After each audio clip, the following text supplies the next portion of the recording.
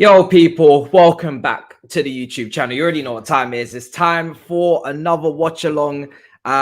Chelsea versus Bournemouth. I didn't do a preview for this game purely because I don't really have too much to say. There's a lot of injuries. Yes. Are there a lot of problems going into the match in terms of fitness for certain players? Yes. Do we need to win the game? Yes. Have we played a game relevant to this game in the last month and a half? No. So, to be honest, everybody knows what the situation is. There's not really much to say. I'm not gonna lie. Big up your damn selves. I'm gonna get the lineups now on the screen. This game is on Amazon, isn't it? So yeah, I'm just kind of working with that at the moment and seeing where I'm actually seeing that. But if I can't get it on there, then I'll just get it somewhere else. Okay, cool. Let's quickly get the lineups on the screen. I haven't looked at the lineups. So I know a lot of you guys have been saying stuff in the comments. I haven't seen the lineups once. I saw hints, I saw leaks, but I didn't actually see the whole lineup. So the lineups are now up on your screen. We're going to go through it together. Obviously, I'll be back doing previews once, this game's done. But this game, there's no form going into it. It was just tactically, I don't know what Potter's going to do. He's probably been working on a whole heap of stuff prior to this match as well. So in that break over the World Cup, let's see if we can get the lighting moved over a little bit. Okay. New graphics a little bit, new everything at the moment. So bear with us. Let me just move my camera a little bit. I've had to adjust it. Okay. It's a bit chilly. Okay, well, at least Reece James is back.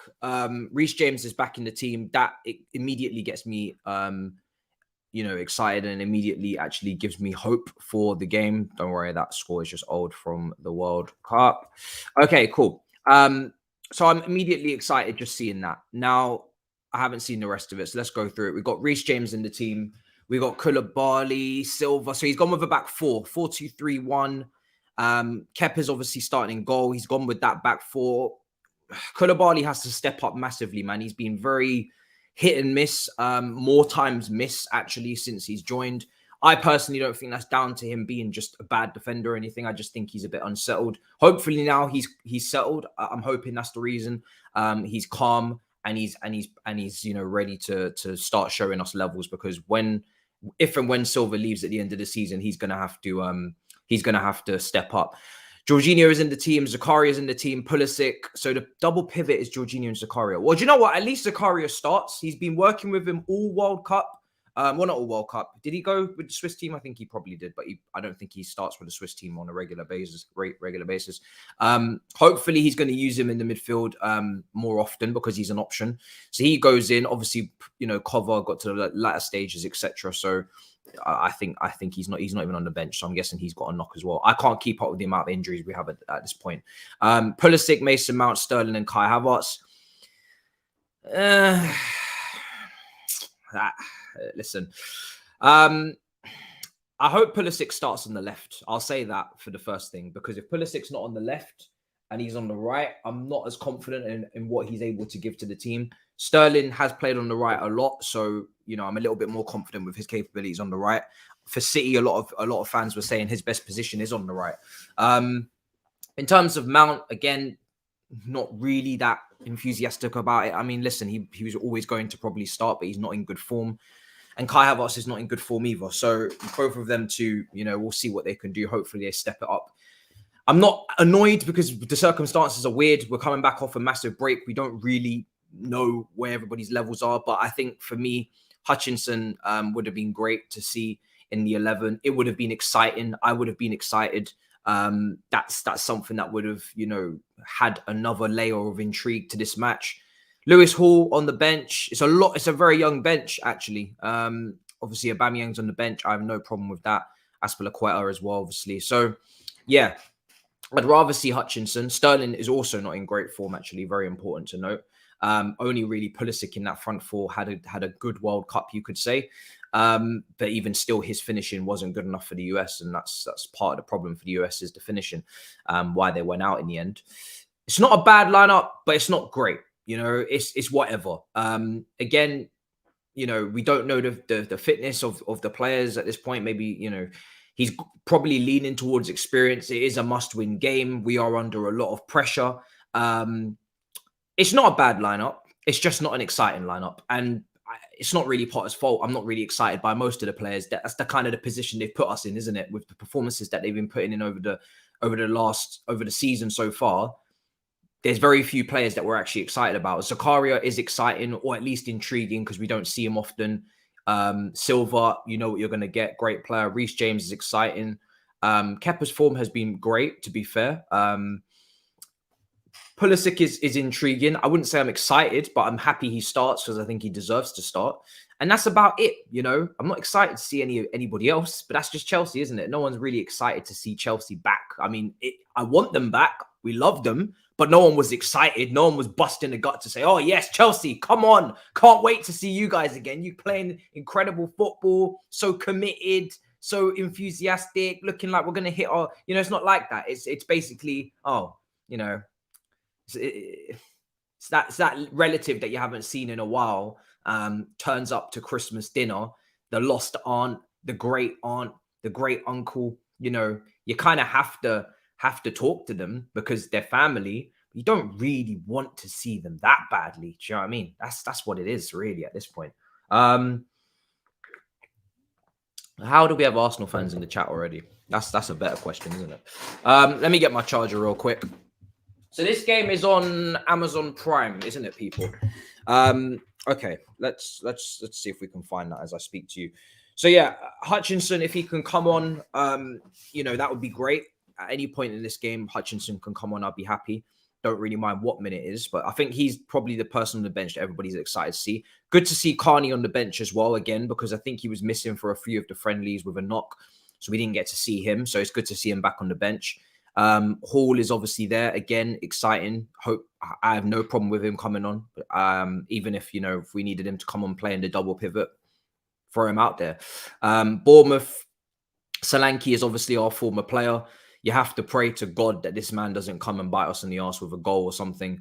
I've seen people freaking out on Twitter speaking about, you know, late winners from Moore and Cook and all these guys. Who knows who will turn up to try and ruin our day. But it is Bournemouth at home. They have lost the last 4 out of the last 5. And you just have to hope that, yeah, we don't fumble the bag and we win the match, people. We need to win the game. It's a must win. Every game is a must win. But this is really, you know, if we weren't to win this, Jesus Christ, you know, I don't like the P word, but it is what we're on, the P word. But this is not part of the P word. Do you know what I mean? This is not part of it at all. You have to beat teams like Bournemouth at home. You have to not be 9th. You have to not be 8th. You have to be, you know, competitive. This is not competitive right now. This is embarrassing. So Tottenham drew the other day. They could have lost, but they drew. Arsenal have gone back to winning again. Liverpool have gone back to winning. We need to win because Newcastle people are 2nd in the league. And something tells me about Newcastle, they're not going anywhere. They're not going anywhere quietly. And if we want to be even still in competition for top 4, they are basically just in the mix with everybody else now after that win. I mean, they went to Leicester and spanked them with no St. Maximum, with no Wilson, with, you know, with a few players out, and just after the break, and they still slapped them. So it has got to that point now where, unfortunately, with Newcastle, you have to take them very seriously. I was hoping that we could maybe deal with this problem in a couple seasons. It doesn't seem like we are. We're dealing with it now. So for that reason, we have to win. And that's it. And even if we do win, you know, there's a long way to go, but we absolutely have to win for sure. So this is on Amazon Prime. So if I have Prime Video, can I watch it on Prime Video? Let's get you guys to feed me the information here. Can I watch this on Prime Video or can I not watch this on Prime Video? Probably not. Is there like a special category for sports? I think there probably is, isn't there? You can. Oh, okay, great. So then why was I struggling to find it a minute ago? What's wrong with me? Do you know what? Yeah, let me tell you something. I am like, today, I have been a mess. Like, you know, on the way to set. So I'm meant to be typing in Finsbury Park into the Uber, and I type in Finchley Road or some shit. Yeah, and I Frisbee, and I got it completely wrong. Man, end up going the wrong way. It's just been a mess of a day, fam. I'm not gonna lie, people. All right, let me see if I can find this. So you're saying I can watch it on Prime Video? That's great, because I thought for a second I couldn't, and I don't know why you wouldn't be able to watch it on there. I'm sure you'll have to pay extra. Yeah. Big up, big up. Appreciate it, Dave. Only joking with you. You guys played well yesterday. You guys played really well yesterday. I have to say. Yeah, I don't even want to talk about it. I don't know why I brought it up. You did your thing. So there is a sports section, right?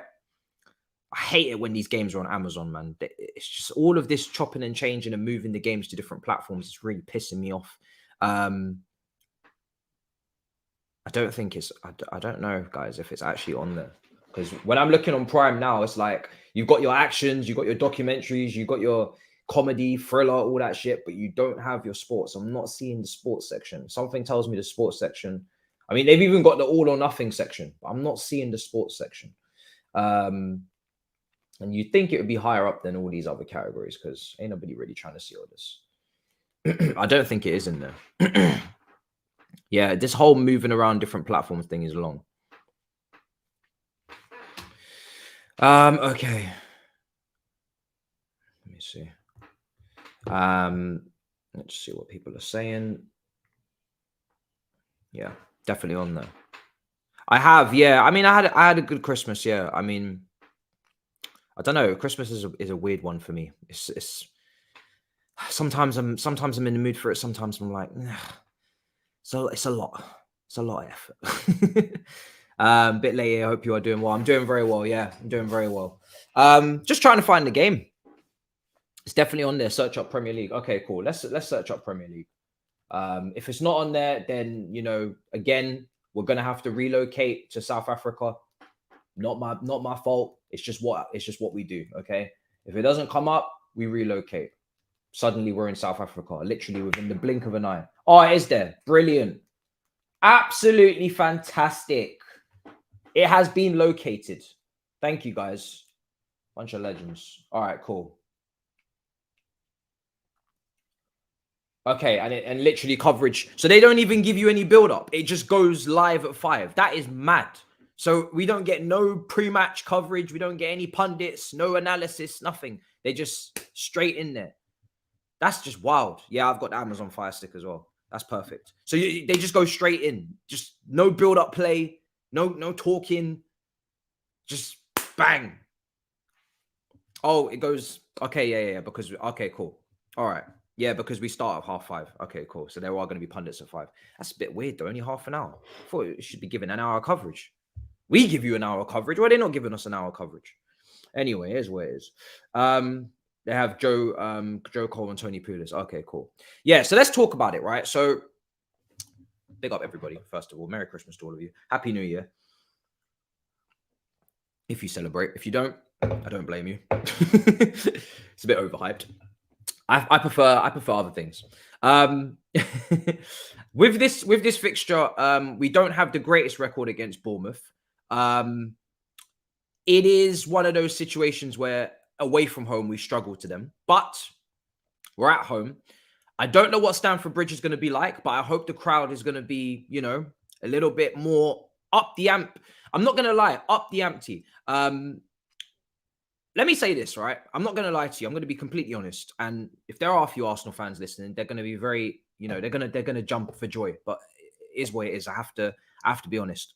I was severely jealous, people. I don't know if you guys were. Some of you maybe, some people on social media were saying it was cringe, etc. And I'm not even a presents person. Like I'm not a presents person at all. I don't even want any presents. It's not even. That's just like that's when you're younger, as you're a kid.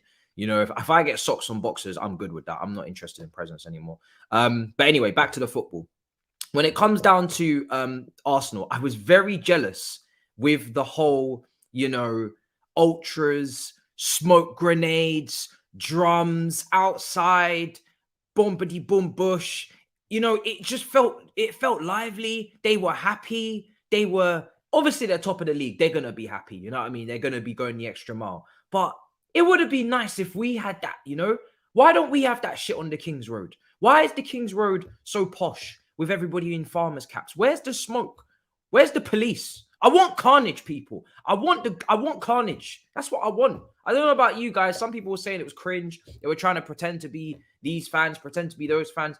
I think, to be honest, if you want me to be completely honest, I think English football and home crowds in English football in the top teams, not the other teams. I think other teams have better, tend to be a bit louder. In the top teams, it is tragic.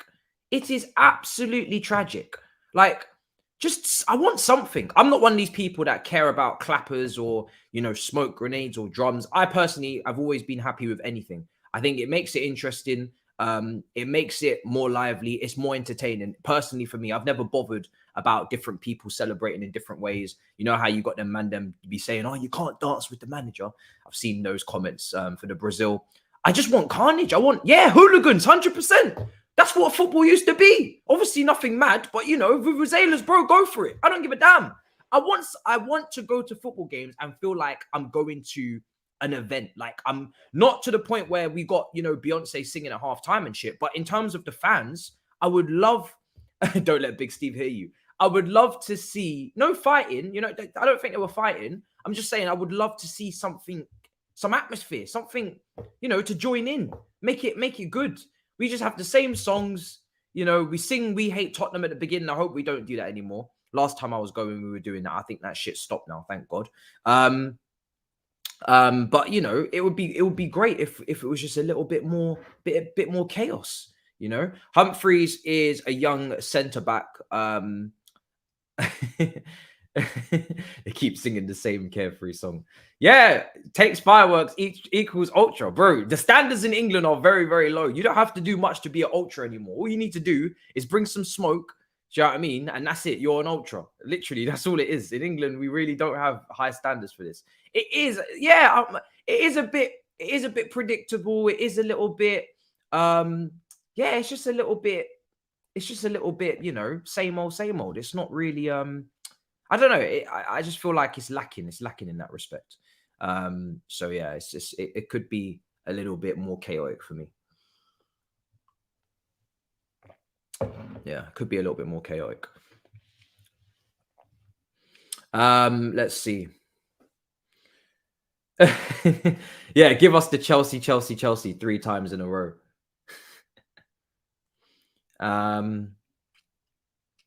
Find me yeah, I mean, listen, this is all very new to them. Last season it was literally, it was dead. It was literally a library. It's only now that things have actually started to pick up.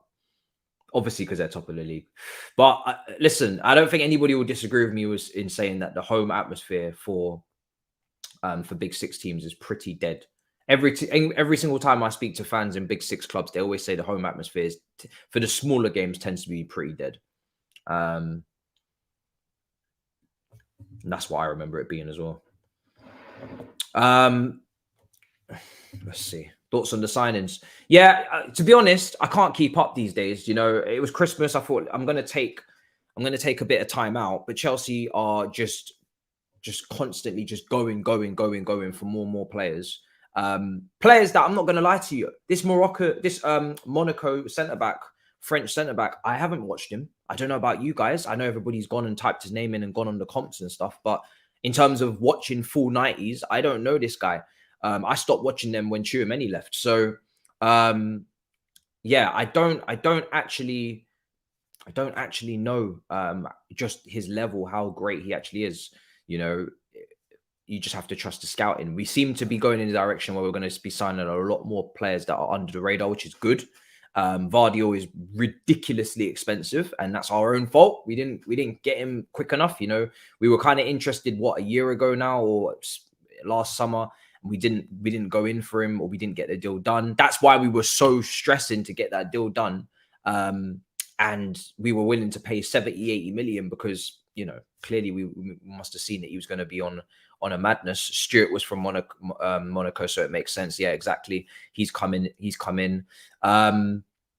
So yeah, he's come in. He's obviously looking at that player and saying, listen, this is the guy you should be going for as a left-sided centre-back. Personally, I think Levi Colwill needs to be given that opportunity as well when he comes back in pre-season. He's looking good for Brighton. He's been playing a couple of games for Brighton, a few games before the break. Now that Webster's injured, even more games. I personally rate Colwill very highly. And I don't rate all the youngsters. You know this. I really don't rate Gallagher too highly. He's got a lot of developing to do. Personally, I'm not that excited about him, if I'm honest, especially with all the other eights that we're bringing in now. It's getting even less and less exciting as we sign more and more box-to-box midfielders. He becomes less and less exciting every single time we go and say that we're going to bring someone else in. But in terms of, I mean, he's actually been improving on that right-hand side. Good crossing, you know, so he's actually brought something in that respect. He's been whipping in some really good crosses into the box. But yeah, in terms of Levi Colwill, I really do think he could have like a Reece James impact if he does get the opportunity. I think he's a really, really, really high potential centre back. And we've had some, you know, when people raise their eyebrows when you say this, it surprises me because we've had Lamptey, we've had Livramento, we've had Mark Gurhey, who hasn't really been as great this season as last season. Last season was even better. But we've produced very good defenders. So, you know, Tomori, all these guys, we've produced a lot of good defenders. So it very much puzzles me when people are then surprised that we might have another one. And Chelsea fans actually are surprised and they're like, nah, I don't really think, probably overrating him. I'm surprised that people think that, considering that we've got quite a good history of producing defenders. Defensive midfielders, different conversation. We haven't really produced any. But in that position, we're pretty good at it. And right back, especially Livramento, we were producing so many right backs, Reece James. So some positions we just seem to be better at producing than others. Let's see. So yeah, he does look a tad bit aggressive from what I've seen.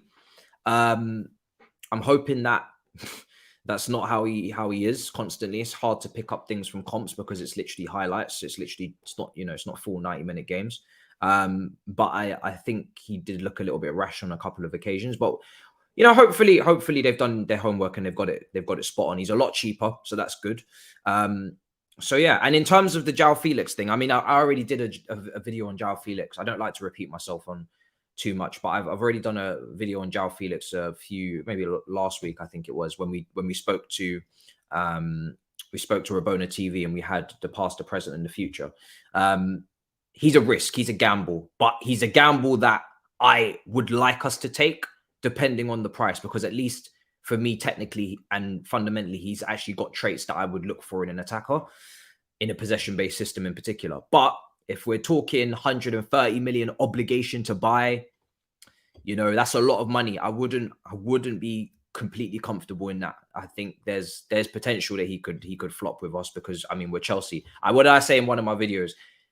This is where attackers come to die. So João Felix is pretty much already dead. So we're asking ourselves not to keep somebody who's confident. We're asking ourselves to revive somebody who's been having a traumatic experience at club level for years. We want to revive that person. I haven't seen Chelsea revive an attacker in God knows how long. We literally kill them, or they fight the disease that we are and live long enough to you know, overcome it. But you know, your Diego Costas, but we ain't revive nobody. We don't revive people. We don't do that. This ain't Fortnite, you know. Oh, well, 100 million, 130. That's what I've seen floating around for obligations to buy. I don't know what you guys have been seeing. Is it 100 million euros or something? So that'd be 86 million pounds. Okay, cool. I must be talking about, to be fair, Atletico have changed their fee so many times now. I'm getting confused. They've changed their fee like 3 or 4 times. They're all over the place. So but it's still 86 million is a lot of money. You know, it is a lot of money. And we don't have great history in that price range. Let's be honest. That's not our price range where we tend to have a lot of success. So yeah, it's an interesting one. Graham Potter is speaking at the moment, pre-match to Laura Woods for their coverage. They obviously have a little bit of a different vibe going on Amazon. They always have. It ain't that deep. Well, I have PTSD. I've already told you this many a time. You know, I've told you that I'm scarred. I've told you that I have PTSD. I like Felix. No problem with the rating of Felix. I think he would cook at City, etc. But if we're talking about us dealing with Felix, are we going to actually, you know, get the best out of this guy? Who knows? You know, we're Chelsea at the end of the day, so it will be an interesting one. But he will bring creativity to the team for sure. So it would be great. It would be great if we could strike a deal. I would like someone to come in January, and he's one of the best targets that you can see in January at the moment in terms of the names going around. So I'd rather him over Vlahovic or someone like that at the moment. So it would be good. Do you guys think Felix would survive Premier League in terms of fitness? I don't know what his injury record is. I need to check it, but I think he was potentially struggling with injuries. I haven't looked at his injury record recently, but I know he was struggling. So, okay. Let's see. There's a couple of things I've forgotten to do. What's the predictions, guys? Throw me predictions in the chat as well for this game. Obviously, the review will drop straight after the match as per usual. And we're back to normal, guys. Obviously, the weekly shows are scrambled and all over the place because of the fixtures. But, you know, next week they'll be back to normal, and we'll get them in this week. But they're just dropping on random days.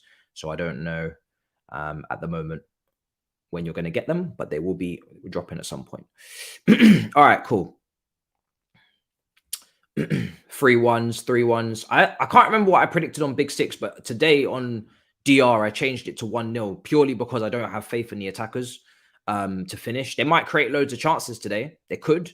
I'm not going to doubt them in that respect, but in terms of actually taking their chances, no. I wouldn't bet on that. So hopefully they can just surprise us today. You know what I'd love a lovely 4-0 Chelsea win, you know, an absolute battering, just to get the confidence back into the players. And we could actually enjoy ourselves as fans. You know, we could actually enjoy the match. Okay. Don't you think? Well, listen, he does average 7 goals a season or whatever it is. But again, I'm not looking into his Atletico time deeply and over analyzing it because we know the system does not suit him. We know that Diego Simeone is literally a criminal. He is a criminal. He deserved to be locked up. The guy literally had him playing at wing back. I watched the game last season in the Champions League where they went out over 2 legs, and he had Griezmann and Felix playing literally at wing back. They were in there, bro. It was despicable behavior. It was a disgrace. So yeah, I'm not going to judge Felix's numbers at a team like that because that man is literally a criminal. What I watched at Benfica, bro, I was extremely excited. Very much fan of the player. But because of that time lapse and that gap, you can't just say that he's going to just immediately go back to that. We saw glimpses with Portugal, but I don't know if he's just going to immediately go back to that. Scored a great header as well in the Champions League. So there's something there. It's just who's going to unlock it. I don't trust us. Do you trust us to unlock it? Really? Us? I trust Man City. I don't trust us.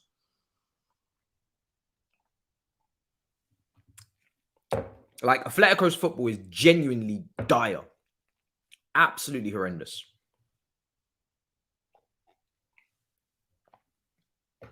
Well, Griezmann was kind of born there, wasn't he? He's since he joined from Real Sociedad, he just knows the Simeone way. But look at Griezmann; he's a completely different player now. He's playing box to box for France. It's too weak to work in our team. Would you want him and Havertz in the same team? I'm not sure. I preferably probably say no.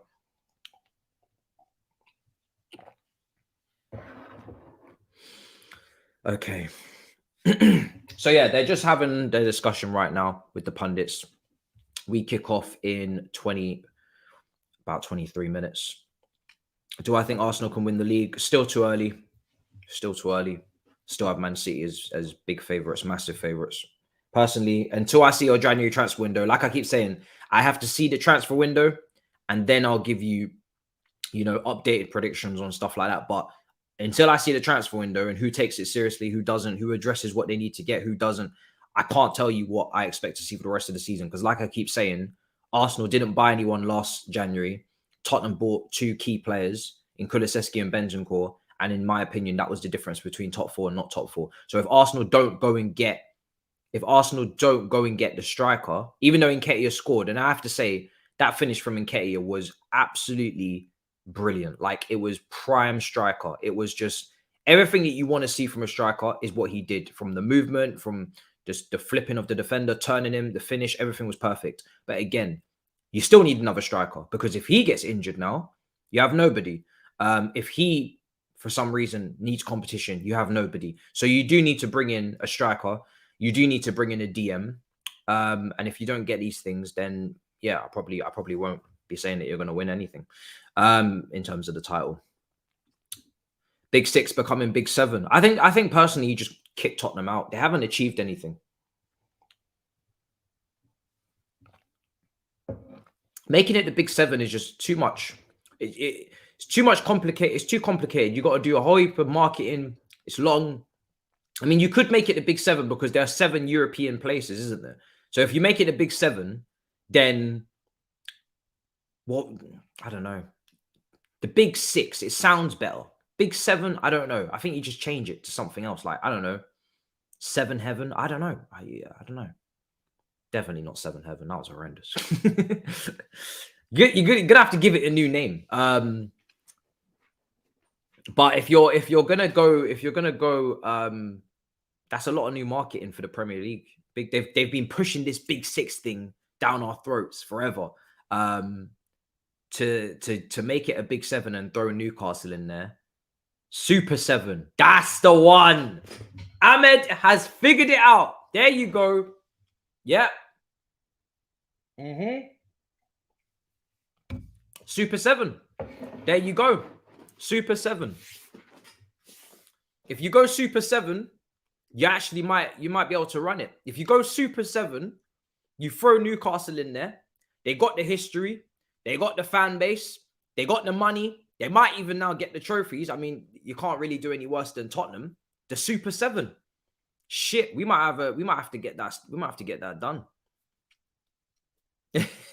Somebody said keep 6, just dash Spurs.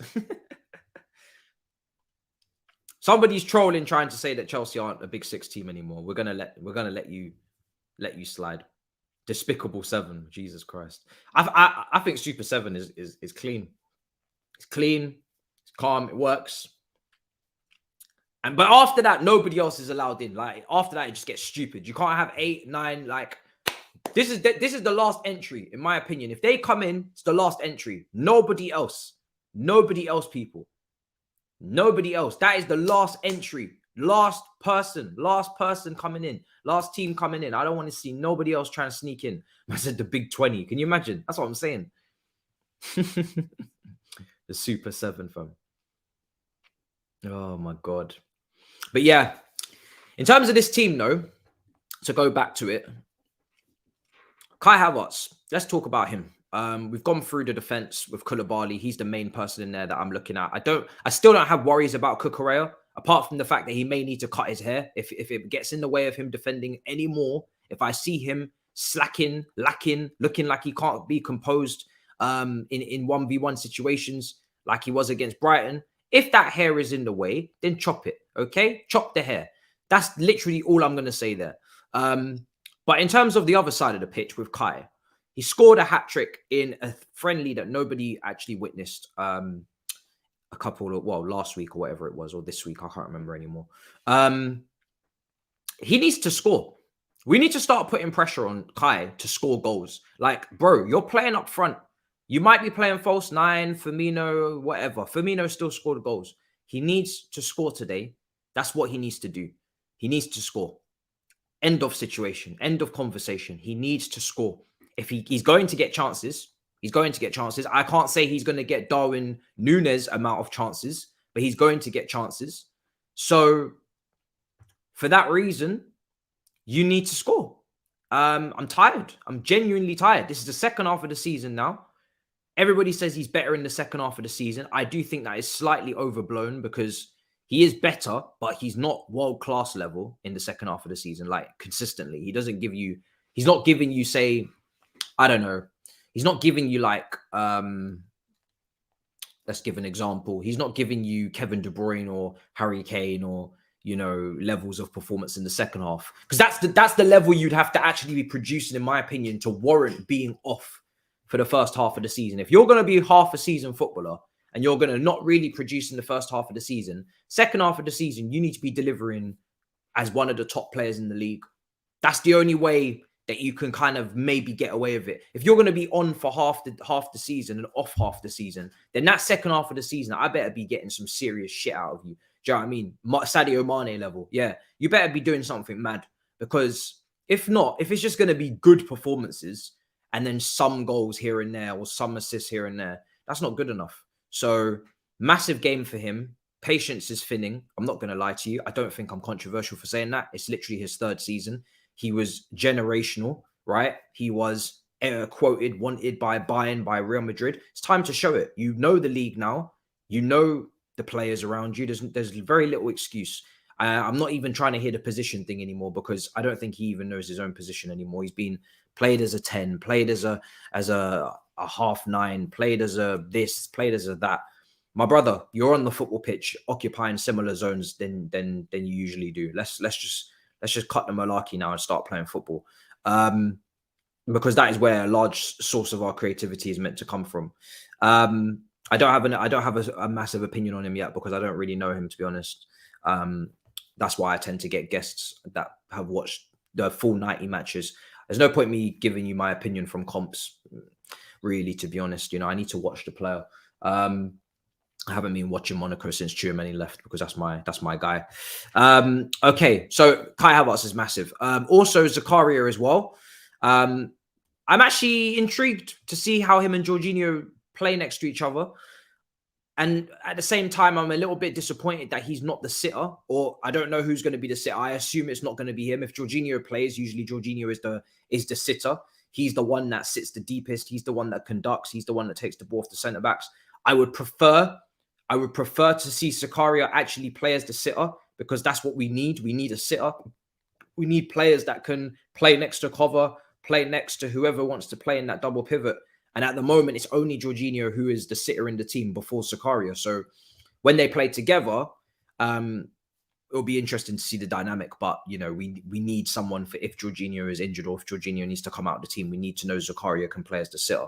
I think he has played as the sitter a few times for us. Correct me if I'm wrong. I'm not sure if he did play as a sitter against Manchester City in the Cup when we lost that game. But yeah, he played against Dinamo Zagreb. But again, it's not you know, tough enough competition for me to really be taking too much from that game. He had a good game, but wouldn't take too much from him. Like I said, I'm hoping Pulisic and Sterling swap wings from what I'm seeing, which is at the moment Pulisic right, Sterling left. I just think Pulisic is far more productive on the left. Sterling should be able to be productive on the right, regardless. And that's really it. I hope we see minutes for Hutchinson. I have no reason why he can't come on and do something, regardless of what the score is. He's just exciting. So a lot of young players on that bench. And for Bournemouth, like I said, they've lost 4 out of the last 5. They're not, before the break, in the greatest of form. But we do need to be wary, because maybe set pieces could be something where they look at. I mean, Zakaria's in the team. You've got Koulibaly, Silva. We're not the tallest of teams, though. We can we have been got at set pieces quite a few times already this season. So, yeah, hopefully that is dealt with. Kepa's obviously in goal. His cross collection is not as good as Mendy's. So that's another thing they may target. They may try to put the ball into the box and stick it right on top of Kepa. So you have to be careful for that. So yeah, there's a lot of things you need to look at. We have to be very careful in terms of set pieces, because in open play, quality wise, there's nobody there that you look at and think, okay, that's where we should be undone. You know, there's nobody really to focus on. Bournemouth, in my opinion, I'm not really seeing a player that, from a creative standpoint, we need to shut down. It's more of a physical encounter that I'm worried about. You're saying this lineup screams favoritism. No,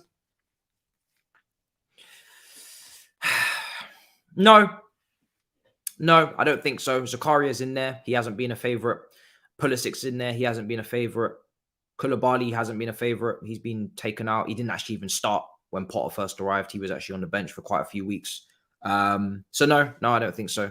I think what it screams is experience, and it screams not wanting to throw in any of those young players that may have impressed against Villa, which is fair enough. You know, Lewis Hall's there, Hutchinson's there. For me, those would have been contenders to start if you're looking at some of the best players to come into this team. But I don't think it's one of those situations where, oh my God, you're not starting Hutchinson. Oh my God, you're not starting Lewis Hall. Not really. You know, they're young. They haven't had a massive accumulation of Premier League minutes. It is a high pressure game. I don't doubt that they could come in here and do a great job. Don't get me wrong. But I'm not the one making the decision. It's very easy for us to sit at home with no pressure and say, yeah, throw him in. Throw in Hall, throw in Hutchinson, just throw them in. But obviously, when you're working with them day to day and you've got to deal with these seniors day to day and they're asking questions, tough questions, why they shouldn't start. And to be fair, the answers are quite simple. The seniors have not been good enough this season. So if he did want to drop them, I don't think any of them could have a smidge of an argument to come forward and say, why am I not starting? They shouldn't even feel aggrieved. No chance. But I think he's playing, he's given the seniors, sometimes you give the seniors an opportunity to prove everybody wrong, right? So it's the first game back. Everybody's saying Chelsea are washed, Chelsea are finished, Chelsea aren't making top four, nobody's excited. Hopefully the crowd isn't down, but etc. etc. And then maybe, just maybe, the seniors step up to the occasion after the break and actually pull their finger out. If not, then it's fine. The substitutions are there. You got 5 subs. People can come on, no problem. And for Nottingham Forest, as much as away from home, again, that is not the easiest game to go to. Liverpool found that out the hard way as well. I would have no qualms with going with a couple of the young players again. So I think for me right now, the players that are most ready would be your Carneys, would be your Lewis Halls, and would be your Hutchinsons. I wouldn't say Humphreys. I think he's just there just because we have injuries. And obviously Gallagher doesn't even count really because he's had experience at West Brom and Palace. Yeah, I mean, personally, I kind of saw that coming, that Gallagher wouldn't be the same for Chelsea as he was for Palace because we don't play the same formation. We don't play the same way. And we're not the same team. You know, for Palace, they don't have as much possession. They were counter-pressing. They were able to play some of the big teams like Tottenham, like Man City, sacrifice possession, play on the transition. He could press from the front in that 10 position or in that right-sided 8 position. They just didn't have as much possession. They had more space to work into when they received the ball. For us, we're up against a lot of low blocks. You need to be a little bit better in tight spaces. You need to be a little bit more intricate. You need to be a little bit more, a little bit more va-va-voom on your pass. And he doesn't have any of the va-va-voom on his pass. He just has the va, He just has the va. So we're working on the va-voom, but it's going to take some time. And we may not even get the va-voom.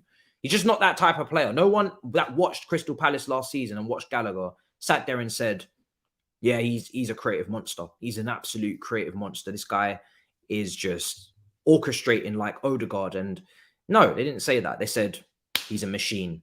He covers the pitch like Kante. He transitions. He presses. He wins the ball. He can chip in with some goals from long range. This is what they said. He's actually got a great cross on him, though. I'll say that. Really, really good cross on him. When he's played on the right flank, he's had some really good crosses into the box. I would like us to utilize that a lot more if we're gonna use him.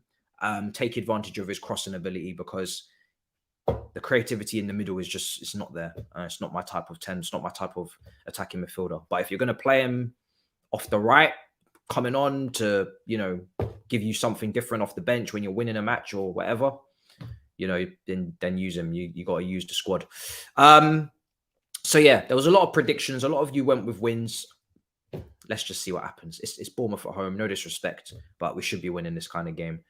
You're saying he's a Liverpool type player. A lot of players are Liverpool type players, aren't they? Even like your Gakpos and your Darwin Núñez's, and some people have even said Mason Mount, and I would agree with that as well. They're all like Liverpool players. It's because Liverpool just they did play rock and roll football. They played at a high tempo. It was a lot of transitions. It was quick. It's not very methodical. It's not very slow. It's only since Thiago's come in have they actually started to try sometimes and dictate tempo. But yeah, they're very full on, very full on. Even with the aging midfield that they have, they still try to be full on. I mean, they create loads of chances, showing that it's harder to replicate than we thought. Listen, Enzo Fernandez is a wonderful player. I was introduced to him by I think it was Adrian on Twitch when we were doing Twitch streams way before the World Cup, because I don't watch Portuguese football. I get little dribs and drabs there from people I know that are Portuguese that support Portuguese clubs, and I keep an eye on certain clubs like Benfica because they have a track record of producing players, but I wouldn't be watching Portuguese matches. So I have an inkling of who's doing well, but I haven't, outside the Champions League, I'm not watching them. So I watched them a couple times in the Champions League, not because I was actually trying to even watch them. I think they were clashing with teams I was trying to look at. Bayer Leverkusen, at times I've watched Hudson-Odoi, and then Porto end up being in the match as well. I've heard great things.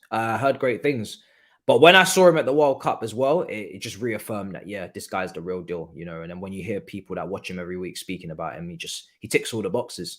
And I was really hoping that he would get a chance for Argentina. I had him as one of my ones to watch, but I took him off the list because I didn't think he would play. Argentina unbeaten in so long. The pool, massive part of that. They don't start him usually, so why would they start him now? So I was actually starting to worry that he wouldn't really get much game time. But eventually they got him and McAllister into the team. Again, another player I was excited to hopefully see. And him and McAllister cleaned up. They absolutely cleaned up. And it's not really surprising because they're quality players. So yeah, really happy. Really, really like him. But are we going to get him? Probably not. Probably not. I'm not going to lie to you. Actually, I've almost given up on that one. As much as I've given up on Jude Bellingham, I've almost given up on that one as well. I don't think we'll be getting him. The stadium does look really empty. We are keeping tabs on everything here going on. But yeah, I think they might be showing. Yeah. So what they were, guys, is they were showing old images, right? They were showing old images that they have taken, or old clips that they have taken of the stadium before the match, because this stadium is bouncing, man, and of course it is. It's literally 5 minutes till kickoff, so I don't know why they were showing us those weird scenes, but we have the crowd now. The crowd is here. All right, let's get the timer going. I haven't done a Chelsea watch along in so long. I don't really count the friendly because that was like no stress, no pressure. We still lost. Though, so I feel very mentally prepared. All right, let's see. Let's get this time already. It's all good to go now. Oh, the nerves are back. You just don't get these nerves with mad that I'm nervous for a game at home to Bournemouth, right? But you just don't get these nerves with World Cup. I didn't get these nerves once with England. You just don't get these nerves. It doesn't happen. This is a different level club football, man. The nerves are on another level. And it doesn't work like this anywhere else in the world. Every other country, they get nervous for their international matches. And obviously a lot of English people do, but a lot of us don't. Because club over country in this country. But yeah. I do have the notepad. Where is the notepad? That is a brilliant. You, sir, are a legend. The notepad's there. I nearly forgot because it's the first game back. We only do this for the mighty Chelsea. And I'm actually running out of paper because I was slagging them off so much with the performances against Arsenal. In particular, the performance against Arsenal, I think I used about 5 pages of this pad. And then Newcastle as well, it wasn't great. So, yeah, I'm running out of paper. I'm going to have to get a new notepad. But the notes are ready to go. The notes are ready to go. And the reason why I started this is obviously because they called me nerd, and that helps. May as well embrace it. If they're going to keep saying it, right? You may as well embrace it. But on top of that, I was doing reviews before, and I was new to doing watch-alongs at this point. And I realized that when I did the watch-alongs and then I tried to do the reviews, I was always leaving out a couple of things because I wasn't remembering. So it's better to just, write it down. And if you can keep track of some statistics while you're going along, then even better. Okay. Tomorrow I will bring back FIFA career mode. Do not worry. I was meant to get it in before Christmas, but I ended up running around on Christmas Eve and I didn't have time. But career mode will be back tomorrow night after Leeds versus Man City, which we will cover. We will cover Leeds versus Man City because we want to see some good football. So yeah. And I think all you can eat Chelsea will be tomorrow as well. So quite a few, probably a triple upload tomorrow. All right, cool. It's a 4-2-3-1. I think at times it could become a 4-3-3. Of course, Mason Mount could move back into the midfield with Zakaria and Jorginho, Sterling and Pulisic as your wingers, and Kai Havertz as your false 9 dropping into the 10. Is he going to play as a false 9 or is he actually going to play as a striker? We shall see. No. I wasn't on Call of Duty, so yesterday, my mate, who also lives with me, he was playing it, so I wasn't actually on. I don't play offline. I play online, or I don't play. So if you ever see me playing my name on PS5 playing, it's not me. It's probably my brother. Like, my brother played FIFA the other day as well when he was here. So, and he was playing campaign. I'm not playing campaign again. So yeah, it's not me. All right. Kickoff is moments away. Big up to everybody inside the building. Make sure you smash up the likes. It's going to be a great watch along as always. It always is. The result is not always great, but the watch along for sure always is. Let's see. I think my timer hopefully should be spot on and ready to go. Let me see, actually. Well, let's hope, because I've got it set up. If it's not, I'm gonna have to reset it. So happy to see Reece James back. So happy. You know, when I saw Reece James in the lineup, it gave me hope. It put a smile on my face. It made me believe that today could be a good day. He's that important to us now. It's actually become to the point where I genuinely, my whole happiness and excitement with the lineup lives and dies with Reece James. If Reece James is in the team, I'm a happy guy. You really would have to fuck that lineup. You'd have to do a lot for that lineup for me to not like it after that. You know, Reece James in the lineup, I'm a happy man. If you somehow make me unhappy after I've read Reece James, you have had a howler. Because once Reece James is in the lineup, I'm pretty much good to go as an individual. I'm a happy man. So really, you know, this guy is just the key. You know, he's the best player, in my opinion.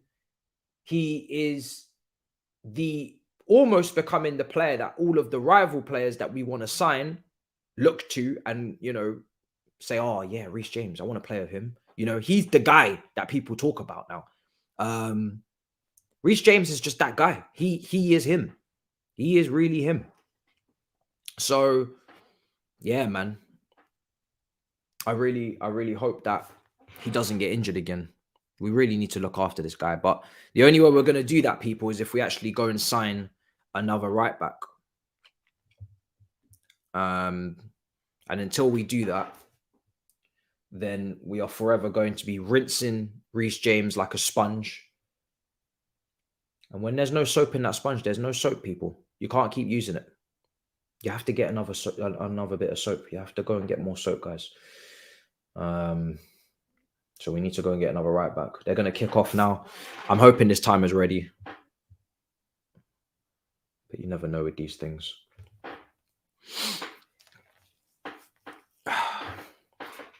Okay. All right. We've kicked off. Let's see what we're cooking with. You bastards. Yeah, it's not even ready. All right, let me do the timer now. Now that I actually know the game's kicked off. The game has kicked off. The stress levels have gone up. All I hope for is 3 points, honestly. I mean, to be honest, it would be great to see a performance. I think when you're in one of these P words, you need performances as well. Style, planning. You know, we want to see what the plan is. We want to see if there's actual an identity to this team now. What are they trying to do? Because if they're trying to do something and we just don't have the players to do it, that is a lot easier to sympathize with than we don't know what we're doing. And yeah, end of conversation, you know, or we're doing one thing this game, or we're doing one thing the next game. So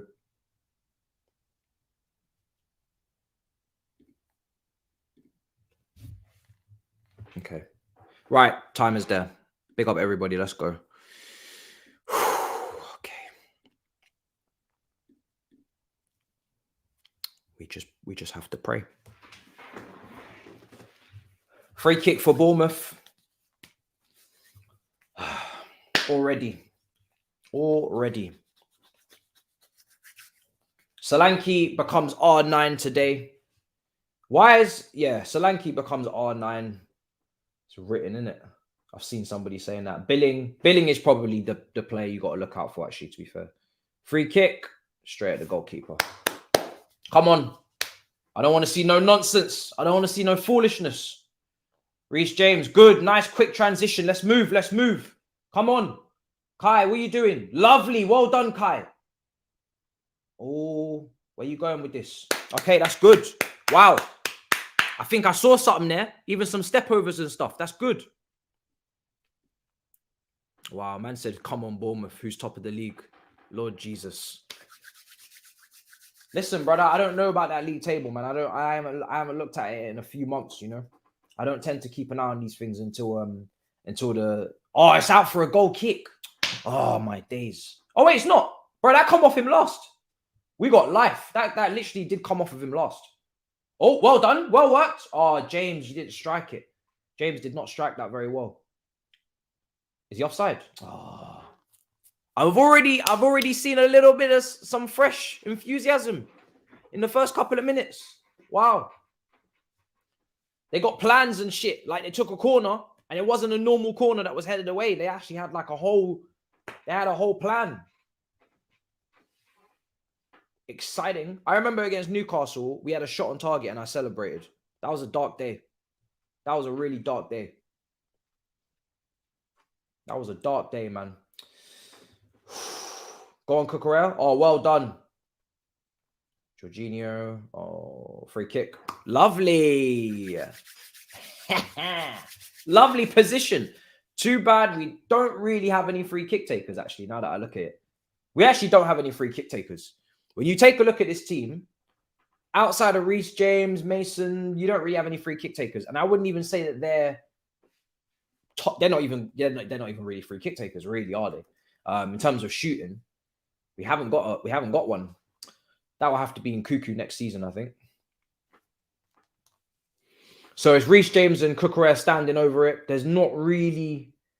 Something tells me that we're not putting this in the box because I'm only seeing 3 people. Oh! That was an awful ball. Oh my God, Cucurella, that was horrendous.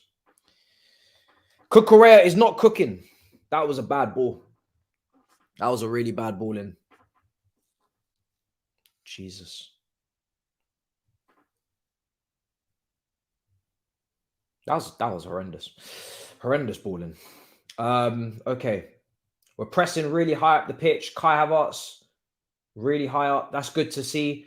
If a team is not good at creating chances in open play or they struggle to create chances systematically, the best way to nullify that and the best way to go around that is to just press from the front, turn over the ball high up and win the ball high up the pitch, and then you will create opportunities that way. I see Thiago Silva is limping, which is already stressing me out. Oh, he's limping. Oh, he's limping a lot. Oh, Thiago Silva's limping, guys. Shit. Well done, Pulisic. Yes, on the left wing. That's what we want. On the left wing. Well done. Oh, go on. That's why I prefer Pulisic on the left, man. I just think he just does a whole heap more.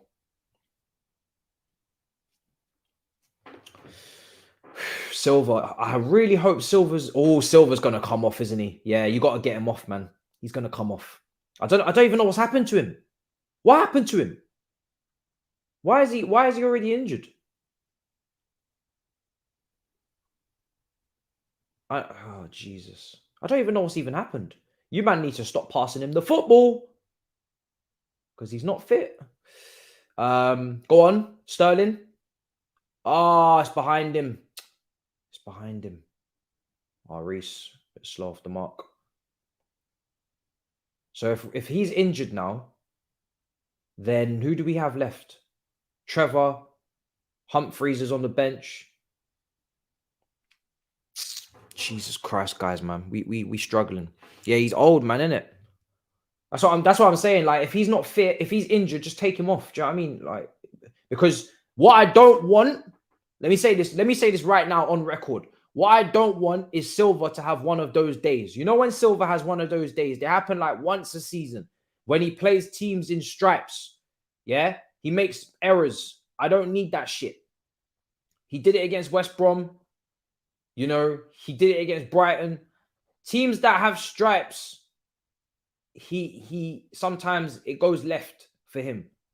So this team have stripes. I want everybody to take a mental note of this. We are playing a team at home that have stripes, that just got promoted. Guys, I don't need to give you any more reason to not play games with this guy today. All right. If he's not fit, take him off, man. I don't know what it is with stripes. He just doesn't like stripes. He really doesn't. He doesn't play with them stripes, man. He's not a guy for the stripe teams.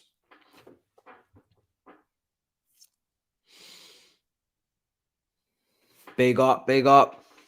Smash up the likes. Appreciate the support. First Chelsea watch along back. The nerves. I feel like I'm nervous for every Chelsea game now because I genuinely, as much as I'm confident, semi-confident that we'll win this, you never know. You just never know with this team anymore. We could easily not win this. So I'm proper stressed. Proper stressed. Oh, go on. Oh, unlucky. Yo, Cucurella, swing. Go on. Go on. Oh, nice. Oh, God. You know, I had a flashback. When he crossed that ball in, I remember when he crossed it in for Danny Welbeck for Brighton. From the same position, in this very stadium, in a Brighton shirt, Cucurella clipped that ball in for Danny Welbeck. I was there in the flesh when we dropped points to that team. I was pissed. But I said, wow, what a player Cucurella is. And he did it from that exact spot. Kai Havertz just couldn't keep it down. I had a flashback, man. And he started shaking. See what I'm saying? Chelsea just out here just giving you bad memories, man. Bad flashbacks and everything. It's crazy. This team have actually scarred me. If they keep playing how they played, you know, at the first part of the season, I would genuinely need a therapist. It's going to get to that point. We're going to call it blue therapy. And I'm genuinely going to take a camera into a therapy session. And I'm going to record that shit. And we're gonna discuss it properly with an expert because I can't take what I was going through. Oh my God, that pass. Woo! What pass was that, Koulibaly? Yeah, man. Man was borderline gonna have to go and do therapy for what I was watching. That Arsenal game triggered me so much at home that I was late for work the next day. Like everything was just left. Everything went wrong for me that week. I was finished. That's how much the Arsenal game actually triggered me. It took me days to recover. I couldn't sleep that night. Who's this? Bro, look at, bro. Do you see Solanke? He's on a mission. He's on a mission, guys. We created him, birthed him, brought him up, clothed him, fed him, nurtured him, educated him, and this is what he wants to come back to our ground and do this shit. And then he abandoned us and went to Liverpool, and he's coming back here doing build-up play and hold-up play. Little cheeky bastard. Honestly. He needs to behave himself. I don't want to see this Rabatandada from Solanke today. He needs to behave himself. Save that shit for another team. After everything we've done for you, the least you can do today is drop a stinker. Even Tammy Abraham, we had him playing out wide in the academy for you. I won't come back here and do no masterclass. Go on.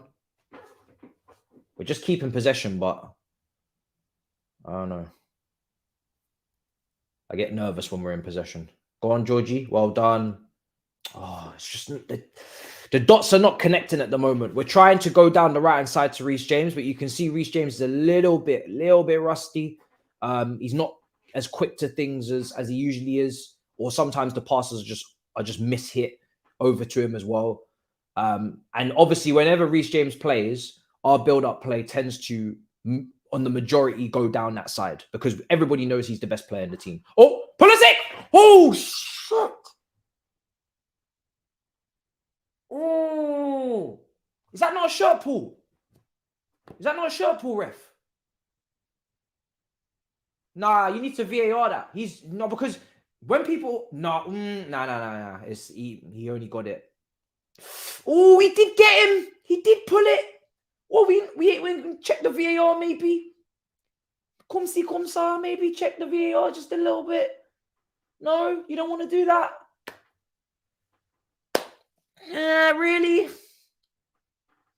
It's touch and go. And there was a lot of touching, to be fair. And then there wasn't a lot of going after because he fell over, because he fucking tugged his shirt, ref. Come on. Give us something. I would love nothing more than to shithouse a win with a Jorginho penalty. Honestly. God damn. Because initially I was like, why did Pulisic fall over? Because he was clean through. And you know Pulisic, sometimes his shooting is, when he wants to, he decides that he's going to be a little demon. It doesn't happen very often with the shooting, but when it happens, it's a beautiful thing. Sterling's looked all right on that right-hand side. I like this. He's got new hair as well, so happy days. Hopefully that new haircut works for him. Cucurella giving Mason Mount his marching orders. He's not going to catch that. 0-0, 12 minutes gone. Big up everybody inside the building. Chelsea trying to give us Christmas presents today. Trying to give us a little bit of festive cheer with a win, hopefully. It's been a tough year for us following this club. You know, it's been a very stressful year. We literally ceased to exist at one point, guys. It's been a very stressful year as a Chelsea supporter. We need to end the year on a high. We nearly collapsed as an institution. We fell apart. We nearly turned into dust. Oh, that was close. The least we need is a win. Do you know what I mean? For all the stress. We almost got taken over by this girl called Catalina or something. What was her name? She was taking bare polls off Twitter on who we should sign next. God, them days were dark. Catalina, whatever her name was, made a Twitter account so she could start engaging with Pacey Pulisic online to ask what his summer transfer targets were. Imagine, guys, we nearly got took over by people that would have ran Twitter polls for our next signings. Now we have recruitment staff and shit. Like, we've actually brought in people who know what they're doing. They would have just done polls. I'm telling you, they would have just ran polls. They would have put 4 wingers and they would have ran the poll, and whoever wins, that's who we go and get. And then it would have been public knowledge. The Athletic would have been reporting on the polls. Bro, I'm telling you, man, you might have to be careful with what we could have gone through, man. You have to be careful, man. Life was nearly rough. Life was rough. No, I didn't rate her. I can't lie. I did not rate her at all. Chelsea in possession at the moment. Koulibaly on the ball. Still looks a bit shaky to me. He's given the ball away a couple times. I don't know, man. I do believe in him. I don't want to give up on him. He's a lovely guy. He's got a great, seems to have a great personality. Do you know what I mean? I don't want to give up. And he's only just arrived. He's only just arrived. He's playing in the back 4. So, that's something that he's more accustomed to, even though he usually plays on the left side. He's got his friend Jorginho, who he knows very well ahead of him. Everything's looking lovely. Go on, Sterling. Play it. Kai! Yes! Come on! Yes! Come on! Oh, the knee slide. The knee slide was lit. The knee slide was nice. Oh, we have to savor that shit. That knee slide was smooth. Sometimes when people do a knee slide, they start hiccuping across the ground, like they're on gravel. Hey, the knee slide was clean. Oh, Kai, what did I say at the start? You have to score. You see, this is why sometimes you just got to say what you want, guys. Just be very upfront about what you want. Don't be afraid. I said at the start of this game, I want a goal from Kai. You say it, you get it. Do you know what I'm saying? Speak it into existence. Demand no less from this man. Demand no less than goals. I want to see statistics now. Do you see what I'm saying? I'm tired of people telling people, oh yeah, you just got to watch the full game. Even though the games ain't been great recently. I used to have to say that a lot last season. Yeah, you got to watch the full game. Nah, man, drop some statistics. Drop some statistics. I dare you. I dare you to drop some statistics. Beautiful. 1-0 to the mighty Chelsea. And Sterling creates the goal off the right-hand side. Thank you to Graham Potter. He hasn't overcomplicated it today. It's a 4-2-3-1. Everybody's playing in their natural position. Happy days. Can't complain, You know, if it's not going to be the most exciting, then at least everybody play where they know how to play in these areas. At least people play where they're familiar. That's the bare minimum at this point. Nobody's playing wing back. There's no wingers playing at wing back. Praying to God that we don't have to defend a lot so they can play in their natural positions. You know?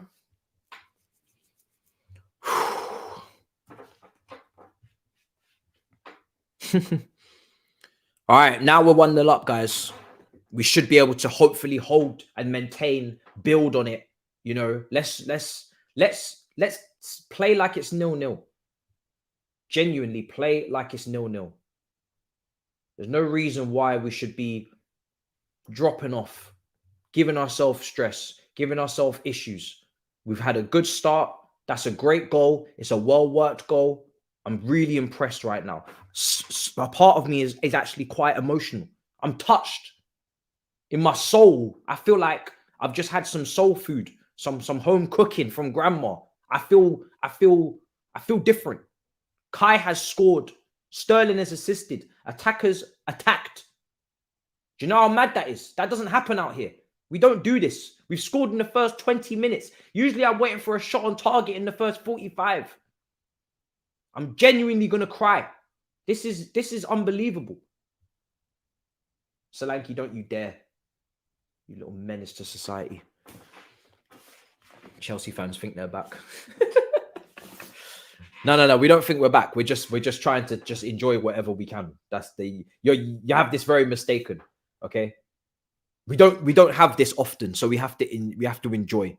You know, if you don't eat much, when you get food, you enjoy the food. You don't complain about the fact that you're not going to get more food. I am well aware that we're not back. Okay, but I'm just trying to enjoy any little crumb I can. Please let me enjoy, because it's been hard. It's been a struggle. It's been a tough year. So if I see a grain of rice under that door, I'm going to nibble that shit up. I might even salt and pepper that grain of rice and munch on that grain of rice. And that's what this is. Don't ask me about where the next grain of rice is coming from, because I can't tell you. Just know that I'm enjoying this grain of rice. Do you know what I'm saying? It's the season to be jolly in that.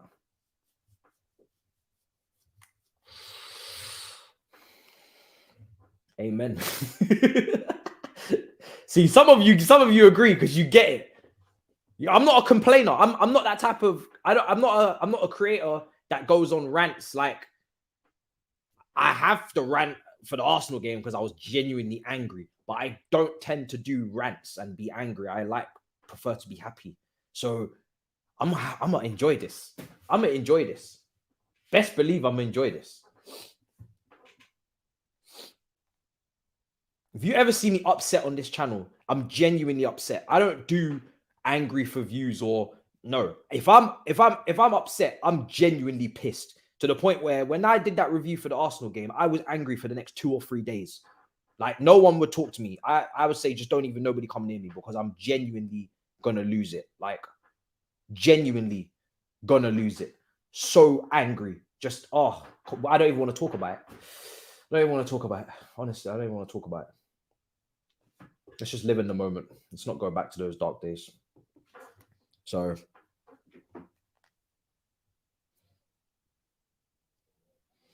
all right, we have an injury, guys. We have an injury. Zakaria looks like he's injured. I don't know how unlucky one football club has to be. Just so many injuries. Let me just eat a yum yum at this point.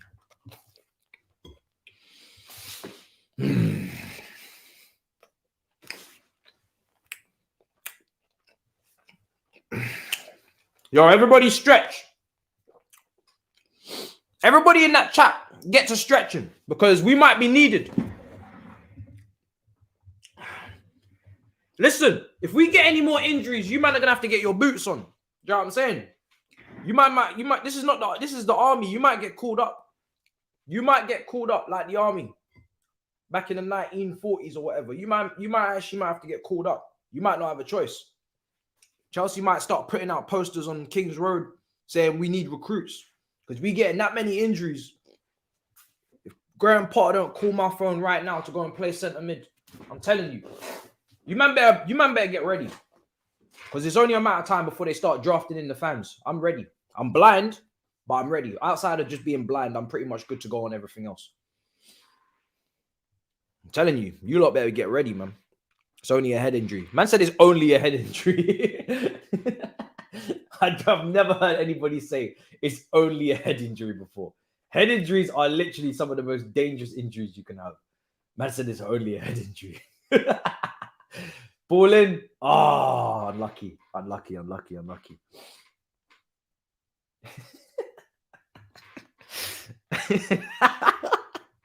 Man said it's only a head injury. I'm actually finished. Oh, God. That is hilarious. That is so funny. All right, come on, man. What we cooking? Cucurella, what we cooking? I gave Cucurella that name. Cucurella. Cook. Emphasis on the cook. Don't let me down. Do you know how gassed I was when this guy signed? Go on, Sterling. Feed me more. Go on. Oh, my days. Yes. Zakaria, you got to shoot, darling. Darling, you got to shoot. Mount. Ah! What's going on? What's going on? Yo. What's going on? Yo, guys, what's going on? Both the players that I questioned in this 11, and I said, you man have been disappointing me. You man have not been exciting me. You man have been putting me on some next meds. And now look at them. Both of them. Beautiful finish. Kai with the assist. Life. Wow. Kai with the assist. Please tell me they're serious for the second half of the season and this is not just what they... It's not a good... You know, I really hope. I really hope. I would love nothing more. I think we deserve. What a fantastic finish. What a great goal again. Well done. Mason Mount. What a goal. That's what I want from Mason, you know? Shooting outside the box, finishing like that. It's what we expect. It's beautiful. Absolutely beautiful. Kai showing the composure to just pick somebody out. Wonderful.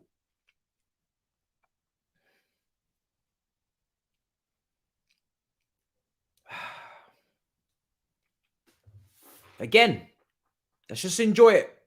We are dreaming. Let's just enjoy it. It's Bournemouth. We know what it is. All right? Let's just enjoy it. Don't even talk about context. I don't want to hear it.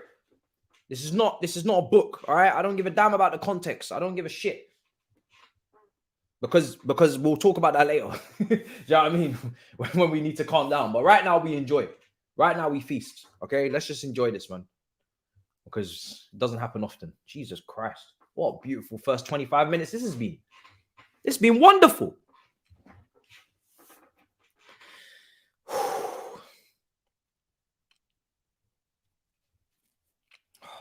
Is it possible these lads was on the World Cup? Is it possible we're going to see a couple of players start? Bro, listen, I don't know. I don't know if it's as simple as to say the World Cup because everybody had to go to the World Cup. So it's not an excuse, you know. Obviously, it could be a reason. I know you're not saying it's an excuse, but it could be a reason. Bro, I don't know. I don't know. Aubameyang's on the bench. They just pan to him now. I personally don't think it is all that. It might be a reason why people aren't diving into tackles, why people aren't overexerting themselves in that way. Cool. But in terms of what they're doing on the ball when they receive it, why are they trash? Not because of the World Cup. I mean, that's got nothing to do with it. If you've received the ball and you turn and you can't pick out a pass, that's nothing to do with the World Cup. That's just down to you just not having any awareness. So I don't know what's been going on with them, genuinely. But I'm just gonna enjoy because let's make it very clear. If we do spank up Bournemouth 4-0, it doesn't mean that we're out of the woods. These players need to show consistency over 3, 4, 5, 6 games. We need to get back into the top 4. Do you know what I mean? The standards are high. Actually, they're not. The standards are actually in the mud. The standards are actually in the mud. So yeah, let's just hopefully enjoy this and then we move to the next game. I'm not gonna take I'm not gonna go over the top with it, but it's nice to see some good football for once. Stop that. Well done. Clear it. Well done. Go on, Pulisic. Cool. Yeah. Take whatever we can get from.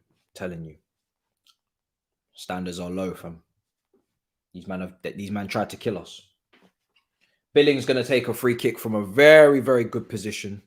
Yeah, that's what I'm saying. We're ninth. That's what I'm saying. Yeah.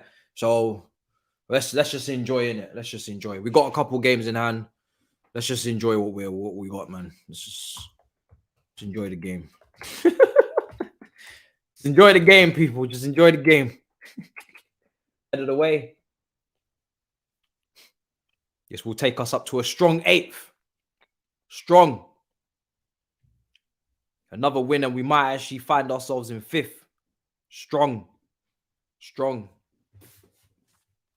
They got a lot. They owe us, man. I can't lie. They owe us, guys. Remember that. These men owe us. They're in debt right now. These men are, you know, when your friend's in debt to you and he's in debt to you by bare, like, say he's in debt to you by a whole bag and then he pays off like a measly little £10. You're happy. You're happy for him. You're happy that you're witnessing such things because it's taken so long to even get the tenner. But you have a long way to go. You know, you have a long way to go. You've paid back a tenner. You owe a bag. You owe a bag.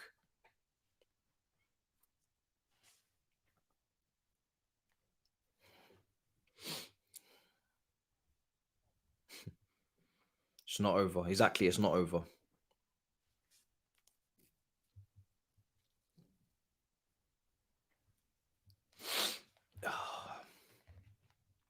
It's a great finish from Mount. Really, really good finish.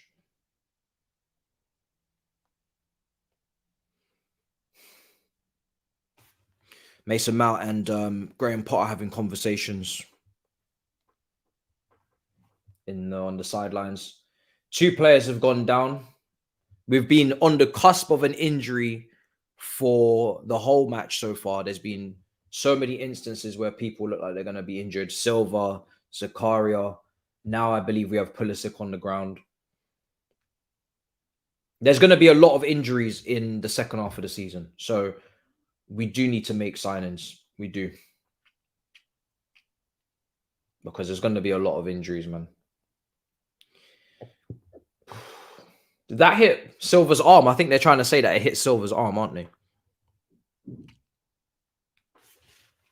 Yeah. No, I'm watching Koulibaly. Don't worry. I'm watching him.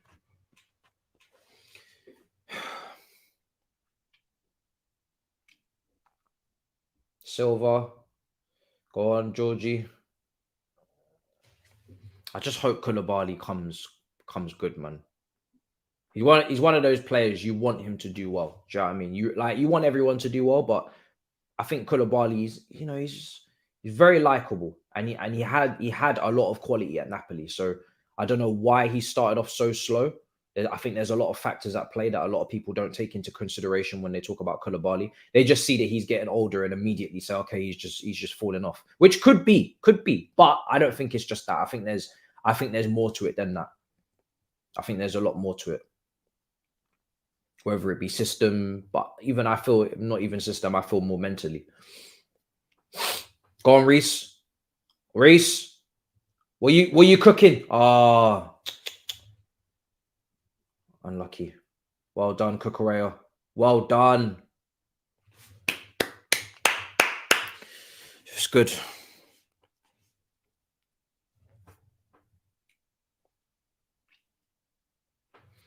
Yeah, James is definitely a game changer, man. Best right back in the league. Yeah, 100%, bro. He's our franchise player, man. He's our MVP. Simple as that. He's the guy that players that we want to sign interact with on socials. He's the guy that everybody clamors for in terms of Real Madrid before the contract was signed. He's the guy that everybody unanimously rates. He's the guy that everybody misses when he's out and goes crazy for when he's fit. You know, he is just undisputedly a top player for us.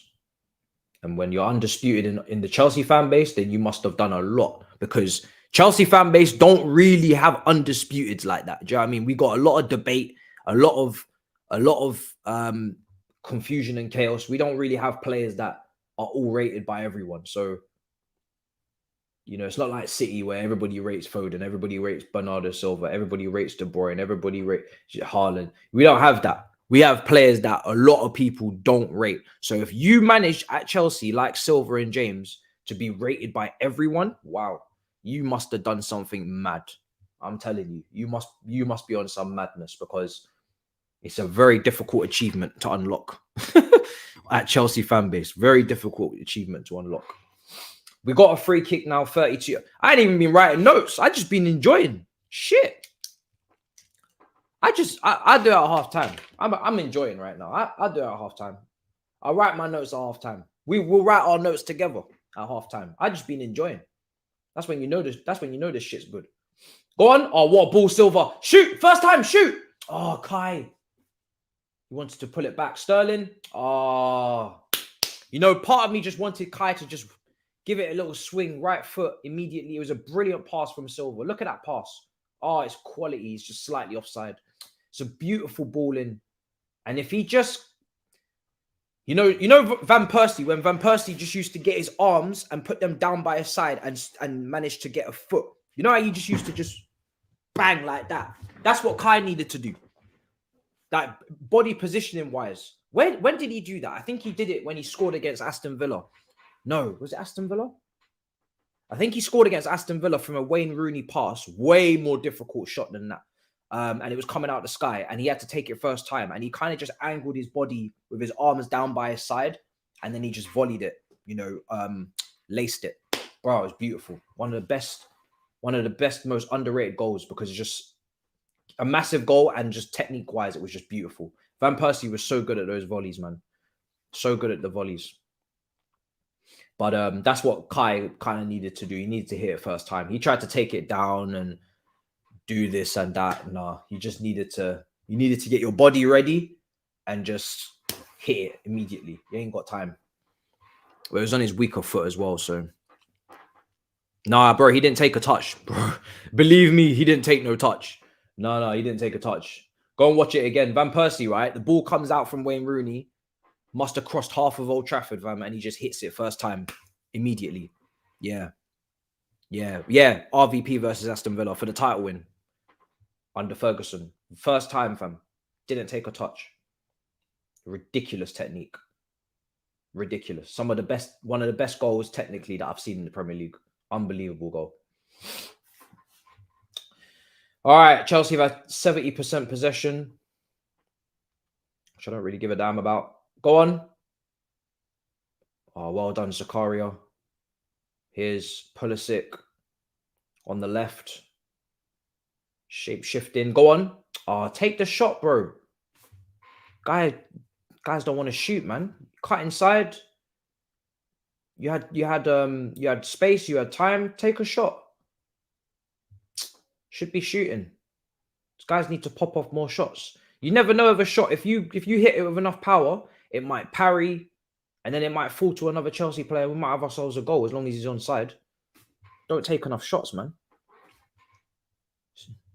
It's Trevor's in goal. I don't really know him too well. Shoot at him. Do you know what I mean? Take a shot.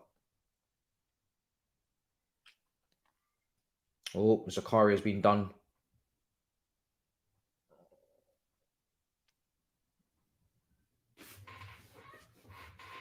Go on, Kai. Oh, well done. Kai's putting in the graph. Zakaria's been moved again.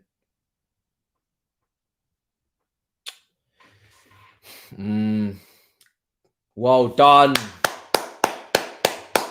Big boy tackle from Zach. Big boy tackle. I'll write that down.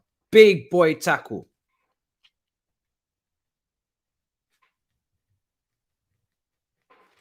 Brilliant. He's got long legs. Just gives him an extra little chance of getting to things. It's great. It's what the midfield needs. A little bit of P&P never hurt anyone as long as there's some tech with it. Do you know what I mean? The best players have both. I always say it. The best players have both. If you can have a bit of P&P and you can have tech, then you can't lose.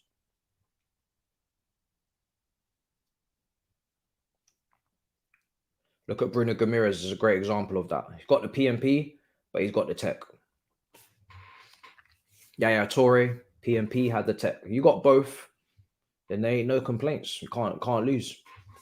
Cannot lose. You can do both sides of the game. Obviously, I'll favor tech over PMP if you had to choose, but I would prefer to have both, especially in midfield. Here's Silva. Well done. Pulisic. Oh, well done. No, well done. Not many do that better than Pulisic in this team when he's on it. Receiving the ball and going and turning and taking his man on and winning a foul. I remember when he had the record of fouls won against Porto away from home in that year we won it. That man got fouled every 5 minutes. It was nuts. But it's good. You need players that can draw fouls. I say this a lot, but even Jack Grealish, when he's drawing fouls, is very important. If you can draw fouls and get people booked, just makes things easier. Even if it takes 60 minutes to do that, and you'll get your reward in the last 30 because now people can't touch you. As long as you can survive the fouls. But that's the problem with Pulisic, is can he actually survive all of the fouls? Man's had a lot of injuries because of the way he plays. Everybody's always fouling him. If you can survive the fouls, then you're good.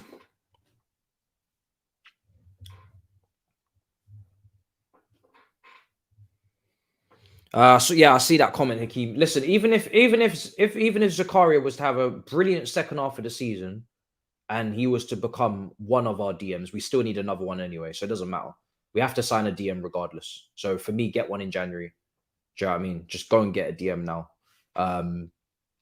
if you can. I think we've been linked with Kone from Mönchengladbach. Because yeah, you need two. And we've only got, if you're counting him, then you can count one. But I think he's doing a lot of things that we're going like, oh my God, because we have been starved of these attributes for so long. So you can get better than him. Like he's okay. Like I know we haven't seen these attributes on the football pitch for Chelsea for a while, so we're kind of like thinking that he's the solution. He's going to have to do a lot for me to actually say we should purchase him, because there's a lot. I mean, again, compare him to Bruno Ramirez. Who's better, Zakaria or Bruno Ramirez? Bruno Ramirez shits on him every single day of the week. He can pass better than him. He can shoot better than him. And he can do everything he's doing right now. And are we not trying to compete with Newcastle? Oh, we're meant to be better than Newcastle. But there's your answer. So we need someone better than Bruno Ramirez, or at least equal to Bruno Ramirez. That's the quality we should be striving for at Chelsea. We shouldn't be just accepting anybody that does a job and being like, oh yeah, let's sign him because he did a job. Nah, I don't want people that do jobs. I want people that are going above and beyond. So we need to up our standards, because we're going to get overtaken by Newcastle because we just have bare people that do jobs. He's giving the ball away there. Look, trust me, he's good. He's a good player. Don't get me wrong. He's decent, but don't get too hyped on Zakaria. It's not that deep.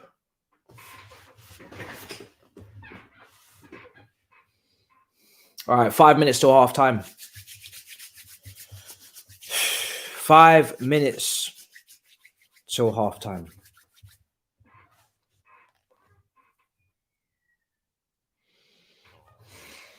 It's been a good first half.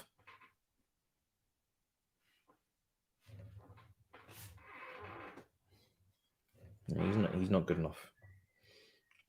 Unless you want to finish in top 6, I don't know.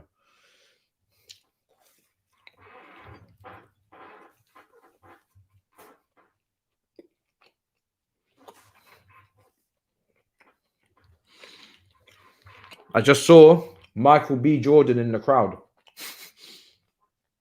Wow. Because obviously Michael B. Jordan is now he's now part owner of, well, he's a shareholder. Oh, is he shareholder of Bournemouth, isn't he? But he's actually at the game. Fair play. Fair play if he's actually at the game. You know, that's actually pretty impressive. Yeah, you're not serious, bro. I know people don't like Rice, but if you think Zakaria is better than Rice, then you need help. respectfully. There's an agenda in and there's that. You're just taking it way too far, fam. Way too far. I don't think anybody will agree with you on that one. That's wild. Win that. Play it. That's good from Silva. I think that's kind of what you had to do. That's probably what you had to do. You know, ball, that was looking like a dangerous situation. I was looking like a dangerous situation. We don't need to concede before halftime, people. That's what we do. That's what we don't need to do. You know, don't go and concede before halftime and put yourself in a position where we're actually starting to question the result. It's been a good performance so far. We're doing well. Let's not ruin it, you know? Let's not ruin it.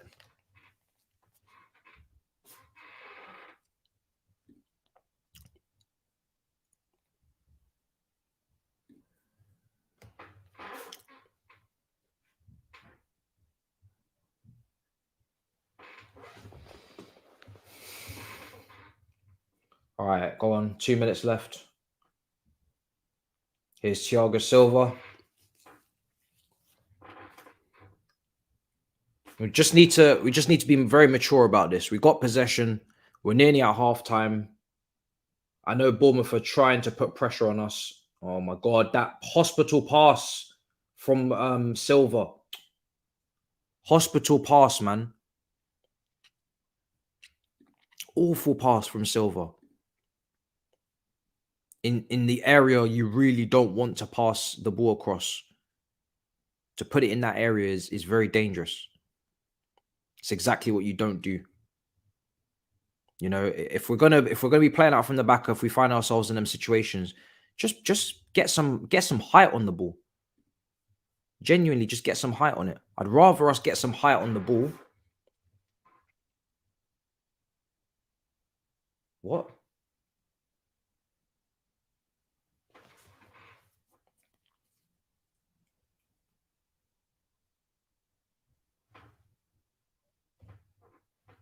What?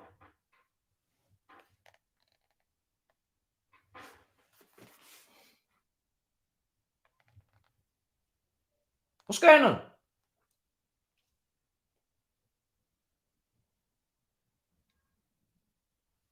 It's not a penalty, is it?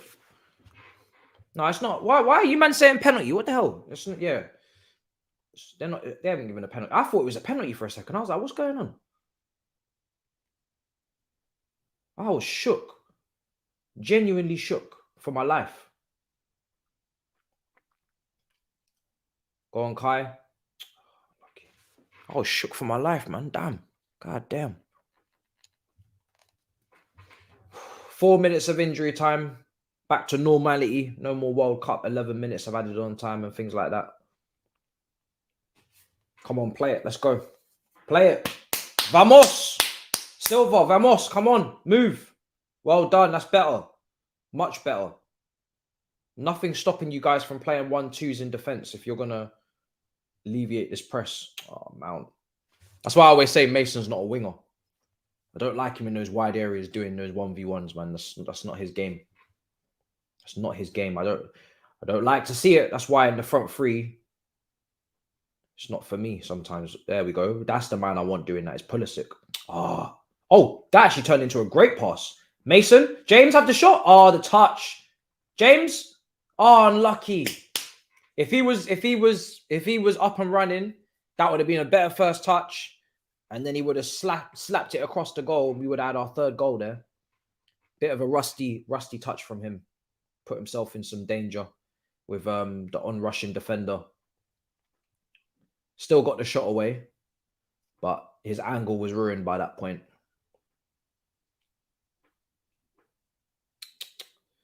Unlucky.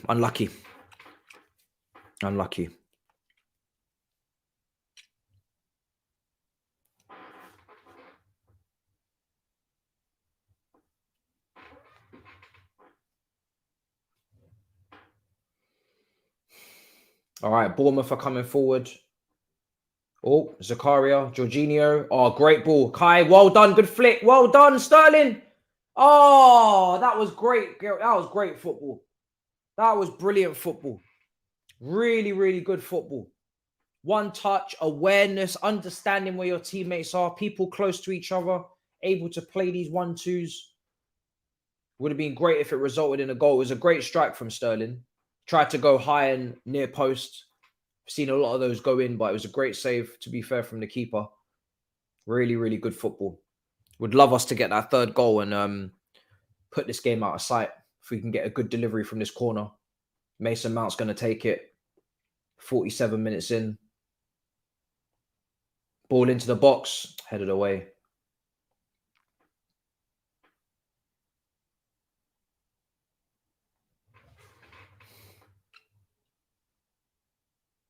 Oh, play it. Oh, do you know what? There was a little gap for Sterling. He wouldn't have seen it, but if he had just flicked that round to Sterling, we could have had another opportunity there. Sterling was in some really good space. Really, really good space. Silva, wonderful switch. He looks like he's recovered from that injury now. Down the right-hand side, Mason. Oh, unlucky. This is good. This is lovely, Chelsea. Lovely. This is what we want to see. Wonderful stuff. Good football.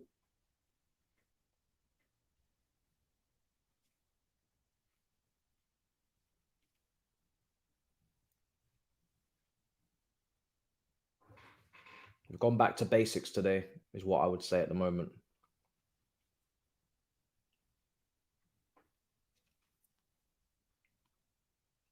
Good corner. Oh, unlucky. Keep all. Oh, go on. Oh, that's proper Chelsea. Yeah, we've been good, man. We've been really, really good. Really good.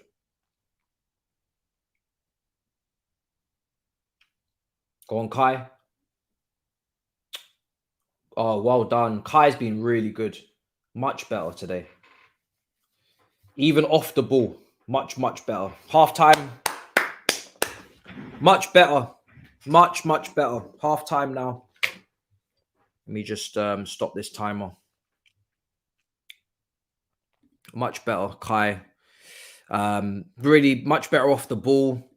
A lot more engaged, intense, committed.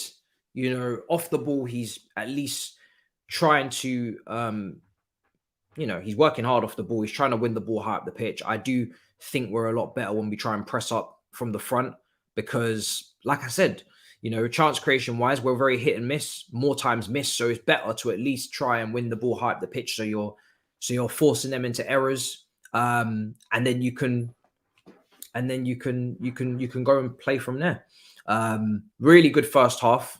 It is only Bournemouth, so it's important to take that into account. Doesn't mean that we're going to go on some mad run. They're going to have to go and prove that to us. For me personally, go and prove that you're serious. But right now, it doesn't matter. Right now, I'm not interested in that. I'm just interested in today's game, and the performance has been good. And hopefully, we can get the third goal in the second half and really close this game out. Because what would be perfect right now is if we could win this game in a comfortable manner. No stress, people. No aggro, no animosity. Yeah, just nice and peaceful second half, Chelsea. And then we might even be able to get some young players in there. Just a couple. Might be able to hand out a few minutes to a Hutchinson, to a Hall, give the crowd something to be excited about as well. Get the atmosphere going, because whenever a new player comes in, they're always giving them a great welcome. And they played really well against Villa, so it would be great to see them. But if not, then of course it's all about the 3 points, most important. So yeah, a lot of people seem to be extremely happy with Zakaria. I think he's been solid. I think he's been very, very solid. He's made some massive tackles. But like I said, I'm not going to be talking about any permanent move at all. That would be jumping the gun for me massively. But it's something that we've lacked, and it's good to see it in there now. Obviously, when you lack something, if you lack calcium and you drink milk, then you're going to see some effects. Do you know what I'm saying? If you lack, iron in your diet and you take some, if you eat some veg, then you might actually get somewhere. Do you know what I mean? It doesn't mean that, you just have to settle for that veg. You can go and have a different veg. Do you know what I'm saying? You can have a different vegetable. But right now, it's good to get some vegetables in the team at least. At least some vegetables would be nice. So it's good. But I'm not going to take it too far. But, they need to do this against the better opposition in the future as well, so we can actually have some consistency. But yeah, much better. Much, much better. Let's see what everybody else is saying in the comments. Yeah, at the moment, if things stay the way they are, which, you would hope to God that they would. Smash up the likes as well. Big up. There's nearly 1,000 of you in here. Let's get the likes up to 500, guys. Big up. Big up everybody in the building. If things stay the way they are, then we just go to the next game and to the next game. We need to get ourselves back into a respectable position. That's what it's about. Get yourselves back into a respectable position and go from there. Guys, what are your highlights from that first half? Let's get these notes taken. Nerd notes, watch along. We haven't been making mad notes so far. We'll talk about, obviously, the first goal from Kai Havertz. Really good to see. I think Sterling, for me, on that right-hand side has been really, really good. I have to say. I think Sterling over there, he looks a lot better than if you used to put Pulisic out there. Much prefer Pulisic off the left, like I say. And he's causing problems. He's dangerous. His game is simplified. It's all about chance creation. Obviously, if the ball comes across the box for a tap-in the back post, he will be there because that's what he's known for doing. But from a sheer chance creation standpoint, he's been making good runs. He's been causing problems. So really, really happy with him. It's good to see Pulisic in the lineup because I think Pulisic's been good on that left-hand side as well. He's dragging defenders. He's dragging them out of position. He's making them come touch tight. He's winning fouls in good areas. Kukurea has been good down the left-hand side as well. I think James has been good, but I think you definitely can see James is a little bit rusty. He's not quite back to what his level is. Do you know what I mean? He probably would have a goal. If he wasn't rusty, he'd probably have a goal right now because he had a really good chance on the right from the pass from Mount, I think, and he just had a little bit of a loose touch. Mount, again, as well, really good, brilliant goal. And also good vision in this game. He's created quite a few chances. I think I counted about 2 or 3 big chances that he created in that first half, which is good. Again, very calm, collected. We're actually fashioning out clear-cut opportunities where we're not actually finding ourselves, just rushing things, spamming shots when we don't need to spam shots.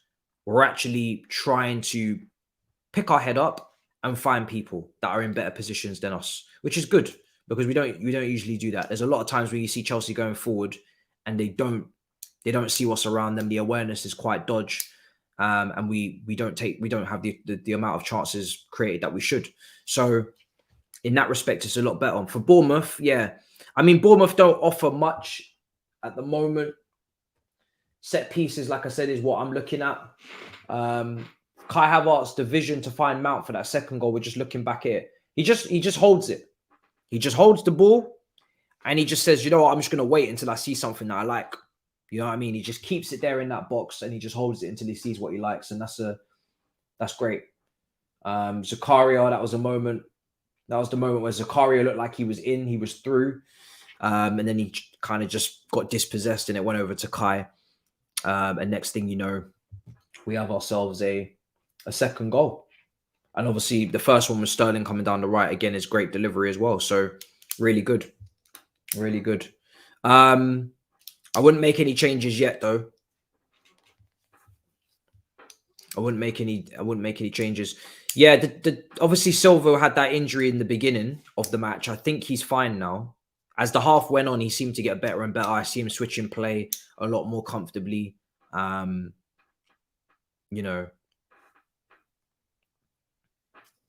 So hopefully now he'll be fine for the rest of the game. But if they're also for the penalty shout, actually, let me ask. For the penalty shout, do let me know what you guys think of it in terms of whether it was a penalty or not for Pulisic, because his shirt was tugged a little bit. You know, just a smidge. Just a little bit of a tug. You think it's a penalty? A lot of you are saying, yeah, it's a penalty.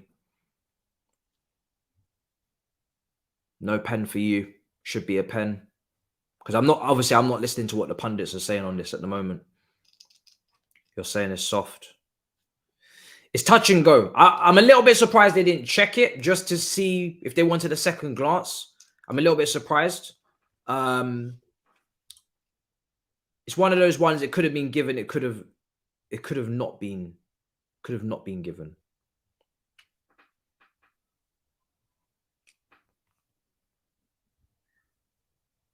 So.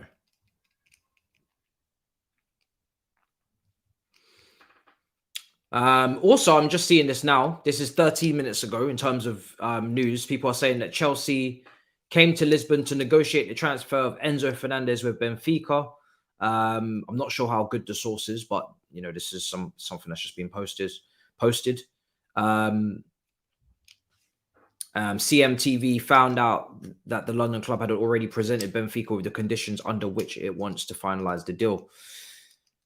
The English club put on the table a proposal in excess of 120 million euros, which is the value of the 21-year-old Argentine's release clause. This Chelsea proposal will not be the only one to reach. Not the only one to reach it by for Enzo Fernandez. It's a little bit of a typo there. George Mendes is responsible for making the connection between several European clubs and SAD led by Rui Costa. Given this new data, Enzo Fernandez may even leave in January. If Enzo Fernandez left in January, I would be shocked. I take that with a pinch of salt, that one. I'd be shocked if he left in January. So I'm gonna calm her on that. He's literally only just signed in the summer. So Zakaria's stat line in the first half: 96% passing accuracy, 2 tackles, 2 recoveries, 2 clearances, 0 fouls committed. There was a couple of times he was skipped past in that first half in the midfield, but he didn't give away the foul. And he does have good recovery pace and a good recovery tackle on him, which we saw for the corner as well that was given away that he gave away. So he made a great tackle there on the recovery. His legs are just very long. His legs are very, very long. Really long. So he has a better chance of doing that. Another stat that went up as well, actually, is that we have created 17 big chances in the league, which ranks us at 15. We also have the 3rd fewest shots in the league this season, scoring 17 whilst also conceding 17. Yeah, our goal difference before this game was 0. So yeah, we got a long way to go. Let's see what you guys are saying in the chat. Same source that said we've agreed a deal for Matisse Nunes. Yeah, okay. Well, there you go. Well, there you go. Did it say we agreed or you guys agreed? You talking about Liverpool or us? Time will be ready to go once we're back. Yeah, I haven't seen that source before, so I'm not really buying it. It sounds a bit fake. Doesn't sound serious.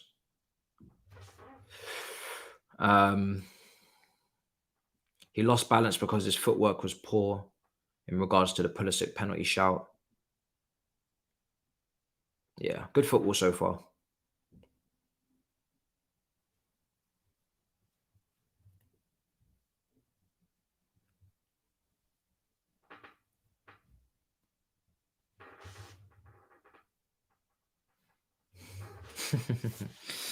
Okay. Our next game is obviously Nottingham Forest away from home. I think on New Year's Day. So to be fair, that's actually a decent gap. I mean, sometimes in Christmas you don't get any gap. You get like 2 days. Sometimes you get 2 days. Sometimes I think last season there was even 1 day in between, and then there was another game for some people, for some fixtures. Obviously there was COVID and all these things as well. So for it to be what we get 28th, 29th, 30th, and then we get a game, I think that's pretty good. I think that's a nice gap. There's some teams that play on New Year's Eve. We play on New Year's Day. I'm happy with that. That's a good gap. There should be no excuses. Should be no excuses to go and win that game. You need to go back to back desperately. Zakaria deserves more game time. Yeah, I mean, by default, he's going to get more game time because we don't have any midfielders that are fit. You know, there's no Kante in this squad. There's no cover in this squad today. It's Lewis Hall on the bench. Gallagher is not a double pivot player. And Carney is again not a double pivot player. So, and Lewis Hall's not even really meant to be in the double pivot either. He's meant to be as a man, a 3-man midfield. But for me, I would prefer Lewis Hall over the other two in a pivot if you have to choose. So yeah, he by default he's going to get game time anyway. It's not you kind of had to start him. He's starting by default today because who else was he going to start? If you haven't got Cover and you haven't got Kante, then Zakaria and there's no Loftus-Cheek as well. We're forgetting about him. There's no Loftus-Cheek on that bench, so he's also must be having an injury or an issue. So there's literally no options. Maybe if Loftus-Cheek was fit, he would have started him. Hopefully, he is going to give Zakaria more time.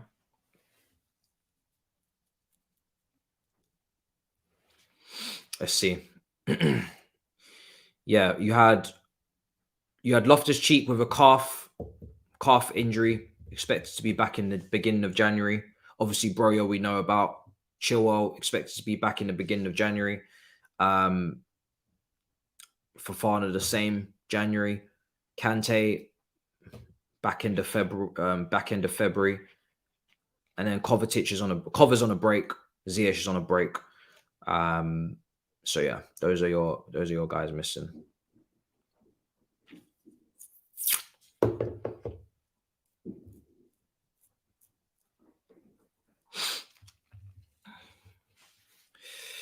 Let's see. What else is being said? Yeah, no, we definitely need reinforcements in January. We need minimum 2-3 signings, I think. I think you need a striker, you need a right back, and you need a DM. For me, personally, that's what I would go and get. All right, second half's going to kick off. Let's get the timer ready. Yeah, second half's kicked off.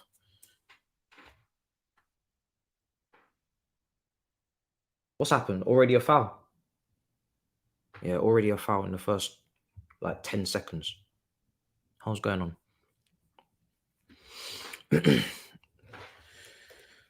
I want peace. I don't want problems in this second half, Chelsea. Please.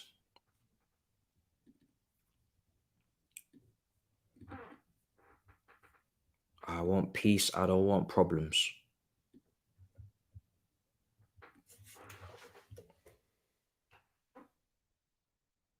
$20 seconds to go until I get this timer up. I'm just trying to make sure it's accurate. Go on, Sterling. Go on. Yes, Kai. Well done. Oh, Zakaria couldn't sort his feet out. Unlucky.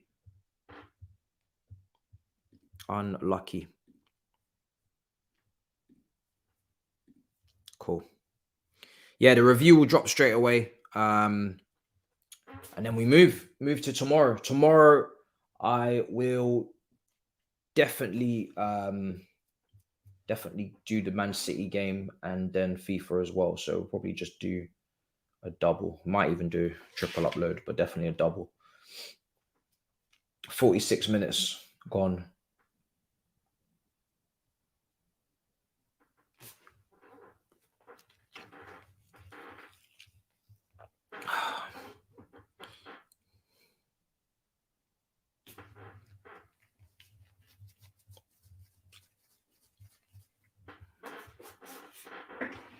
Man said this is the type of mid-table clash I like.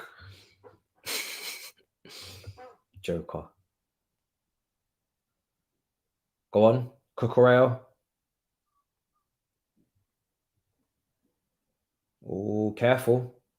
Well done. He done very well there. He's under a lot of pressure. Done very well. Free kick. Ref. Really? It's not a free kick.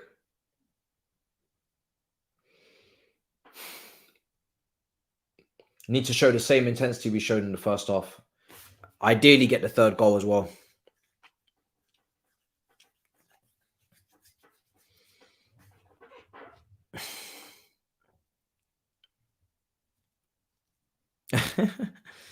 Yeah, I see the chat. Don't worry. I see the chat. Go on. Mason, pick it up. Well done. It's Pulisic on the left now. Cucurella. There's a lot of space in the middle. Go on, Pulisic. Play it. Play it quick. Well done. Reece. Oh, him and Sterling. A little bit of a miscommunication.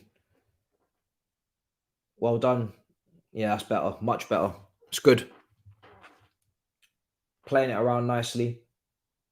Nice combination play. Reece again. Good delivery. Nobody in the box. There's nobody there. Nobody there.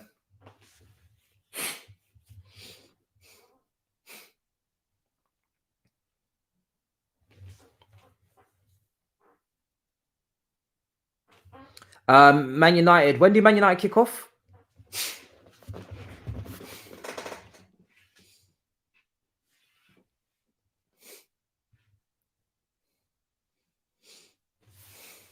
I'm not sure.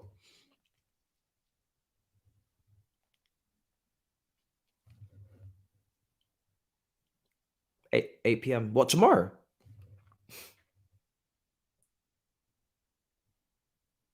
Go on, James. Well done. 8 p.m. United. I must be confused. Hold on, let me see.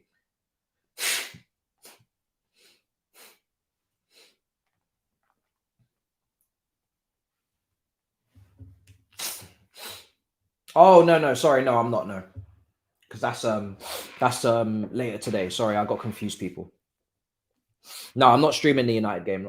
I'm not streaming United because I'll be doing Chelsea content. So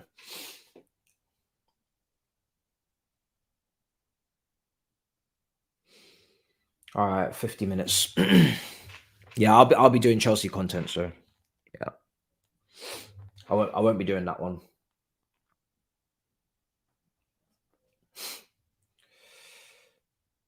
$50 minutes. Win the first header. Come on. Well done. Oh, Zakaria couldn't win that. Reece. They really want to turn it into a physical battle, Bournemouth. Desperately. Oh, he's saying he's got to come off. Yeah. Reece James just signaled. I say at 50 minutes, he's done. Yeah, take him off. Oh, no. Reece James.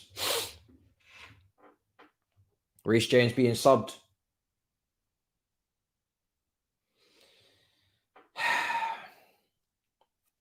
Prior to this match, he was saying that we got to look after Reece.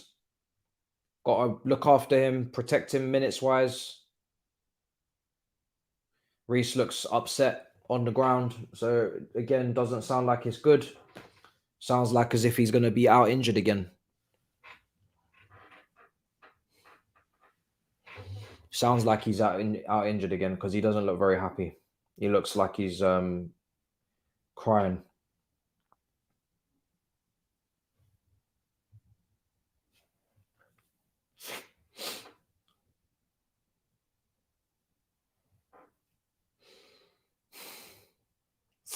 At this point, if you're Aspie, you don't even want to come on. Like, you don't want Reece to be out. Do you know what I mean? Aspie coming on is not a good thing. Even Aspie will probably know that at this point. It's like Reece James is by far and away the best right back. Do you know what I mean? Everybody knows that now.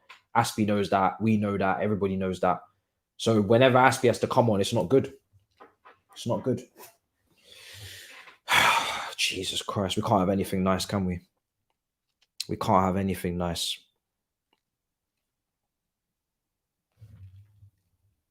He looks upset. So that's not good news.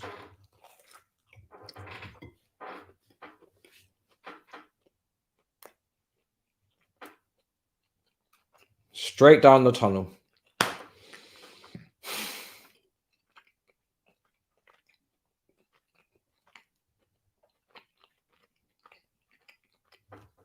Even Aspie's starting to look old now. Even he's starting to even look old. I can see the greys in his head. Zacharia's over the bar. I can see the grey in his head. I can see the grey hairs all over his head, man. Even Aspie's starting to get old. Do you man see the grey hair?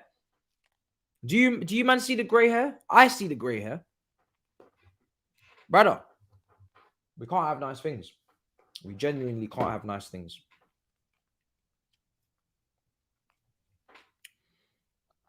Oh, shit, man. This is long.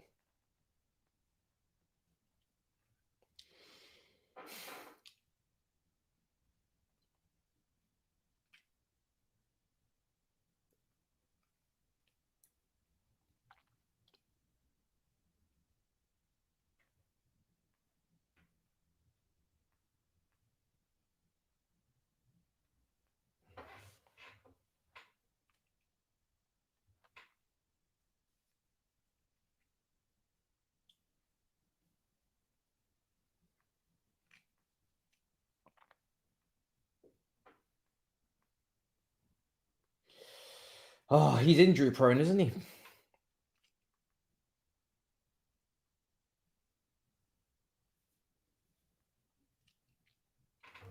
Wow. He's injury prone. He's injury prone. Ah.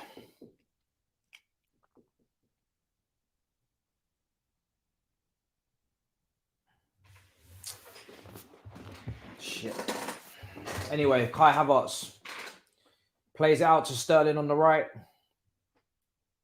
Sterling, well done. What you got for us? Oh, unlucky. Unlucky. Here's Cucurella. Jorginho, Mount. Really good turn from Mount. Really, really good play from Mount. Zakaria blocked with the shot again.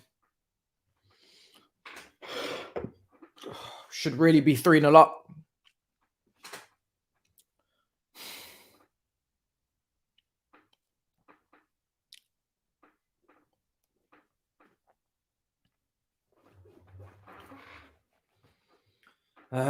You know, when it happens so often, I can't even say I'm surprised. You know, we can't have nice things, man. Reece James is injured. We've been here before. We know the coping mechanisms. Everybody, do your usual routine, man. Do your usual routine, man, to deal with this, man. There's no point outrage. Just do your usual, whatever it is, meditation or whatever you have to do, do it, because this is normal to us now. This is what we live with.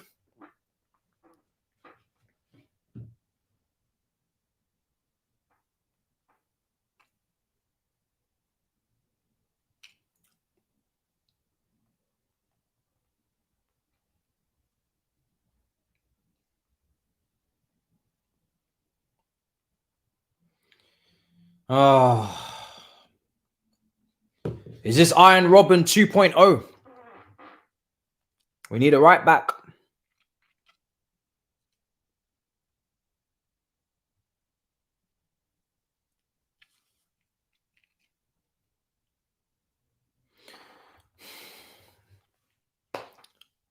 We need a right back. Who's down now? Jorginho. Do you know what? Yeah, I wonder if that's ruined the win. I can't lie. You know, Reece James being injured has become such a big deal. It's kind of ruined the win. I can't lie. If we win this, it's kind of ruined it. It's taken a lot of the shine off of it. I can't lie. That's all everybody's thinking about now. Here's Solanke on the left. That's all I'm thinking about. Oh, why are you doing that, Silva? Why? Oh, pain. Absolute pain. It's ruined your evening. Yeah.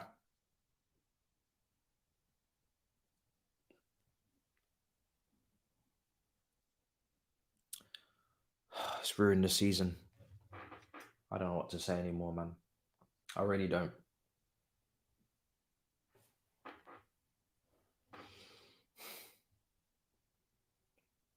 Kai. Offside. Sterling's off. Oh, Reece. Why? Why did it have to be him? Had to be the best player. The best player who can't stay fit. Why? It's never the bums. It's never the bums that have injury issues. If you noticed, always the good players. Whenever it's always the good players. The bums are always fit. Always. The bum players are always fit. Bench players are always fit. Starters, bro. Mason's been good. Mason's been very good. Ah, bro. Look at Reece now. No Reece. Pure. It's just nothing but chaos on that football pitch. Just chaos. Since Reece has come off, it's been a lot of chaos.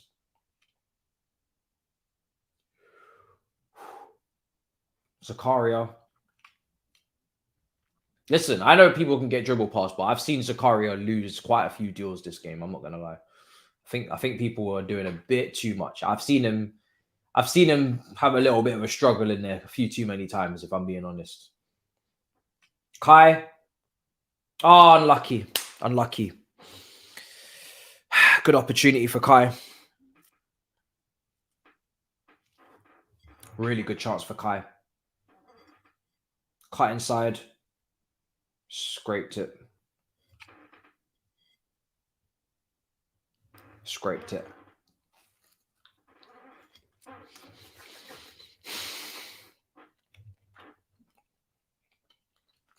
Win that.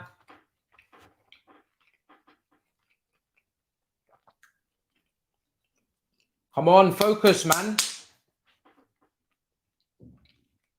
Yeah, your boots come off, yeah?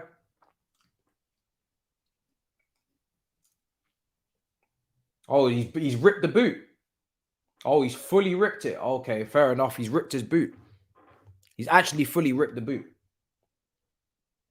Shit. Cucurella was like, "Yo, you're not gonna blow for a foul. My boot is literally ripped in half."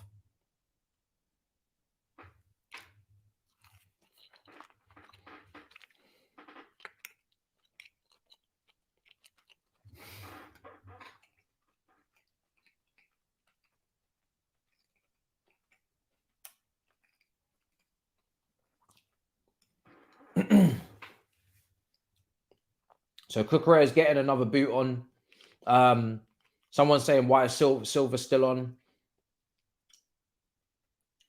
I'm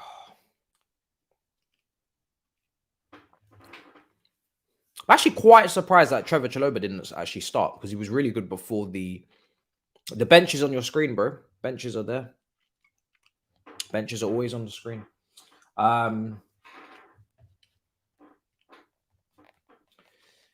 Yeah, Trevor was actually in really good form before the break, so I'm kind of surprised actually he didn't even start in the first place. Is he going with mixed match boots? Brother, what is going on? Let me see. Yo, camera pan out. Ah, he is. He actually, bro, he's going with two different boots. I thought he would have just literally taken the other one off, but he's literally gone with two different boots. Mad. What a rebel this guy is. Cucurella. What an absolute madman. Silva plays it out wide. Well done, Sterling. Again, looking good, Sterling. Oh, this is brilliant. Sterling on this right-hand side. I'm loving it, man. I'm loving it. Unlucky. I'm really, really liking Sterling on the right at the moment. He's playing really well. He's playing him really well. Aspilicueta came in for Reece James, yep.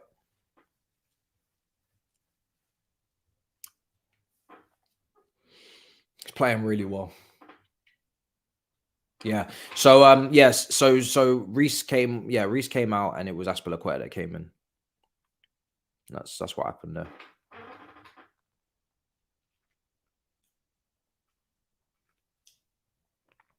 I'll get to him, Mason.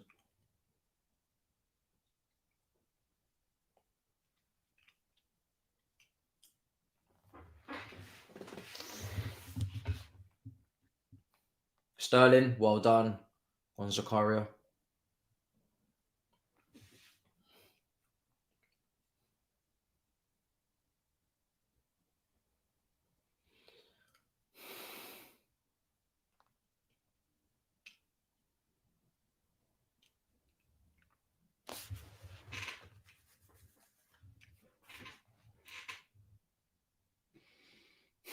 Switching. Bournemouth again. Aspie, well done. Well done, Aspie.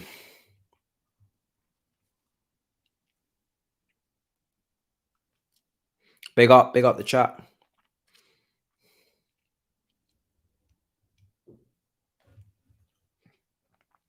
I'd love to see that third goal. I think we deserve it. We've created the opportunities to have it. Kai Havertz running down the left-hand side now, just on an overlap. Mount, good save. Unlucky. Good save from the goalkeeper. Really, really good save.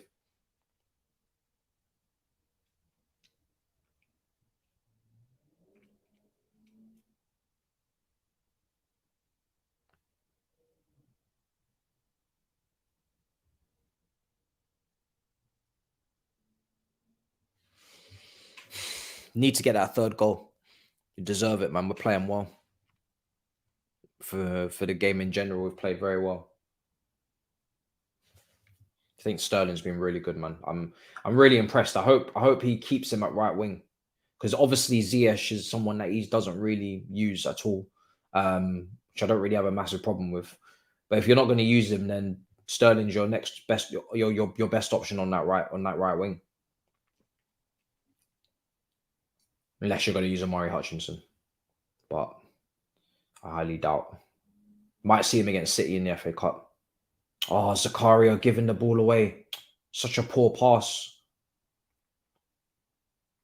No need to make that pass.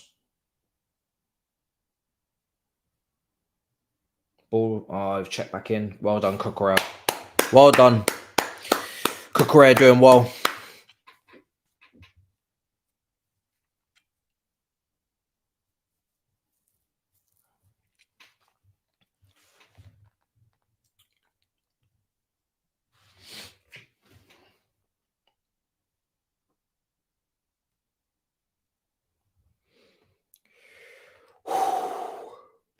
My God. My God.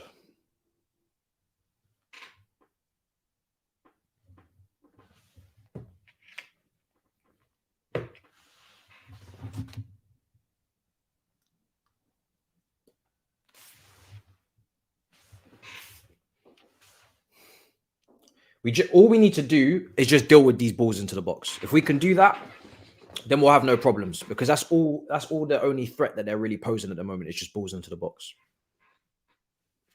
Literally, it's just balls into the box.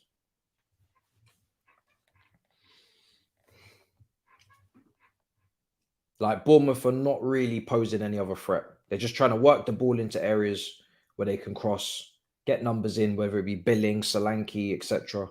That's all it really is from them. Look, again, out wide into Solanke, no danger. We just need to get the third goal, hopefully, and then they just give up completely. You know, it'd be like when you play someone online and they just quit.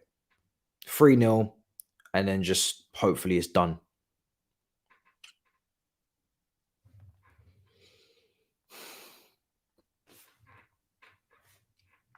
Because they don't really have too much to offer. Go on, Jorginho, play it. Well done. Cucurella. Oh, good pass. Go on, Pulisic. Well done. Well done, Pulisic. Well done.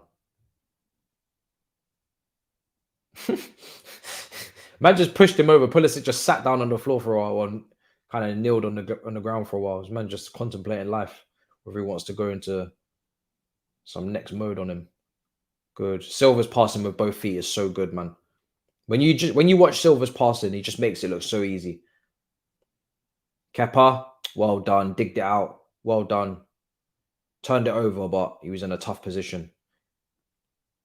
Kepa's been very good with his feet today. He's been put in some very difficult positions with some of the passing back. Dare I say, if that was Mendy, I would be shitting myself. I think we would have conceded a goal. I think if Mendy was on some of these pass backs today, I think we would have conceded a goal alone on some of the playing out from the back. If Mendy was in goal, I just don't think he would have shuffled his feet quickly enough. Definitely think we would have conceded by now on that. There's been some really, really tough situations for Kepa on the ball. Ball in, blocked. Out for a corner for Bournemouth. Out for a corner.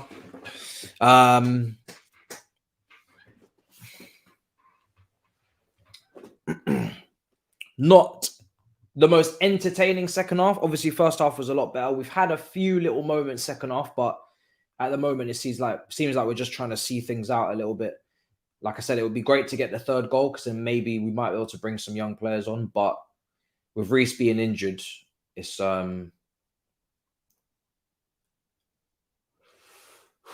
ended up being a situation where we're kind of just seeing the game out, which I have no problem with. I think if you can't get the third goal or you're trying to save your legs for the next match or whatever, then you just see it out and be mature about it.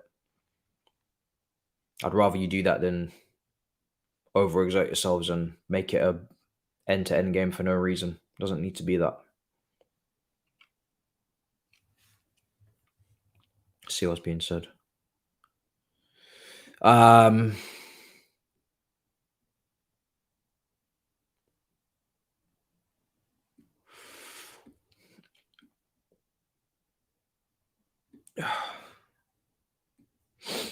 Yeah, for me, Aspie, I think we all know Aspie's not the answer on that side. I mean, he's down at the moment, holding his face. I think he's been hit in the face.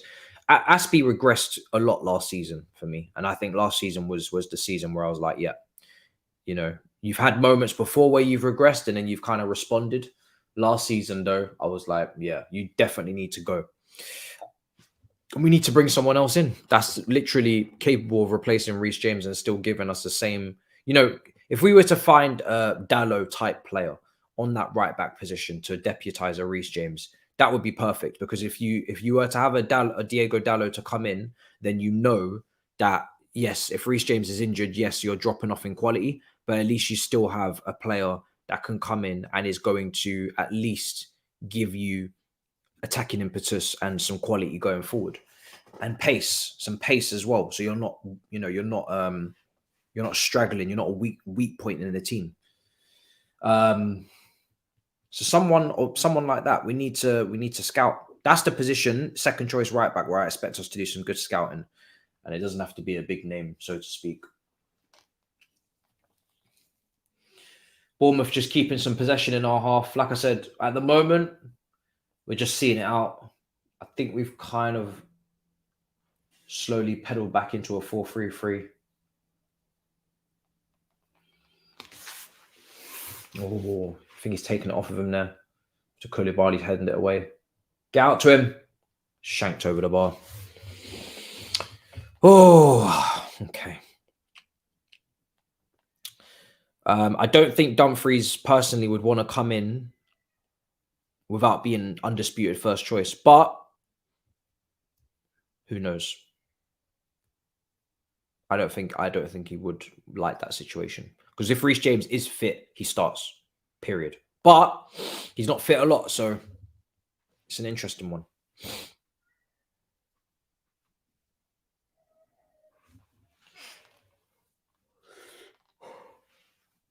There's no right backs in my opinion that are ready in the youth team.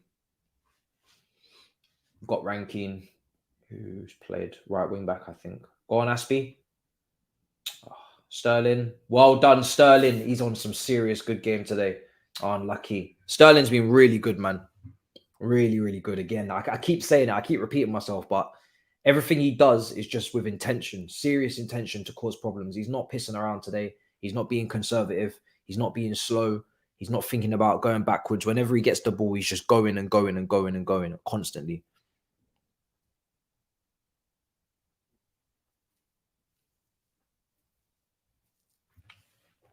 Constantly.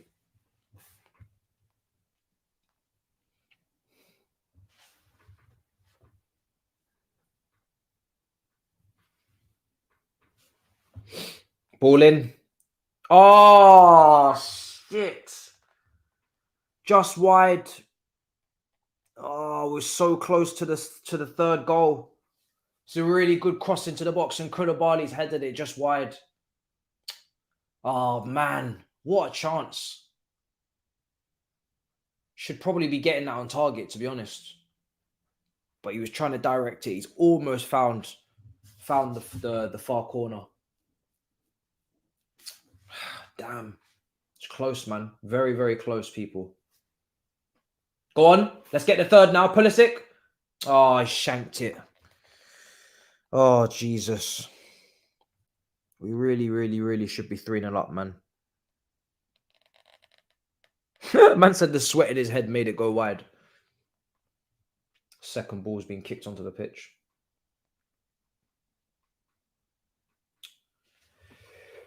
Oh.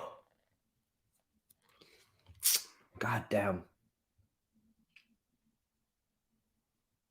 Come on. Cleared. Silva. Well done. Jorginho. Well done. Well done. I like to see good, composed build-up play. Can be very beautiful to watch. Well done, Jorginho. Slipped it into Pulisic. Pulisic on the left wing. He's got 2 man on him. Ball in. Nobody committing. More people need to commit to the near post, man. More people need to commit to the near post. The amount of balls that go into the box that flash from the near post and nobody's there. You can't always cut it back. It's not always possible.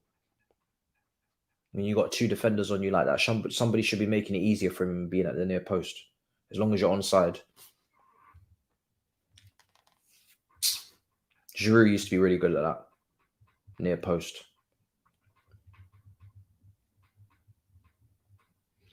Looks like Aubameyang's going to come on. Solanke switches play. It's a great switch. Really, really good switch of play there from Solanke. Aubameyang's coming on. Is Gallagher coming on as well?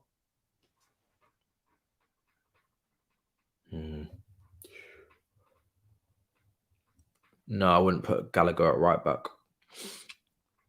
Right backs have to defend 1v1. I wouldn't trust. With no experience doing it, you're probably going to get cooked. It's not easy to defend at right back. You have to be able to do more than just cross.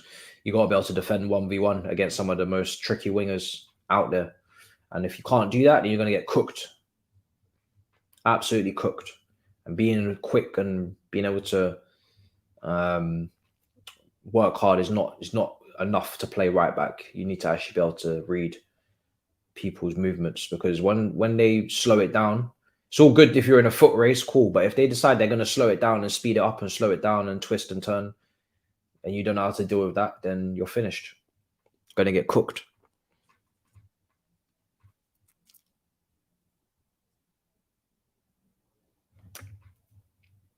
I think everybody always knew Reece James was starting to become injury prone, but everybody didn't want to say it because it's sad, isn't it? You know, just kind of just praying to God that you can push it back as far as possible before you really come to terms with it. It's kind of one of those things.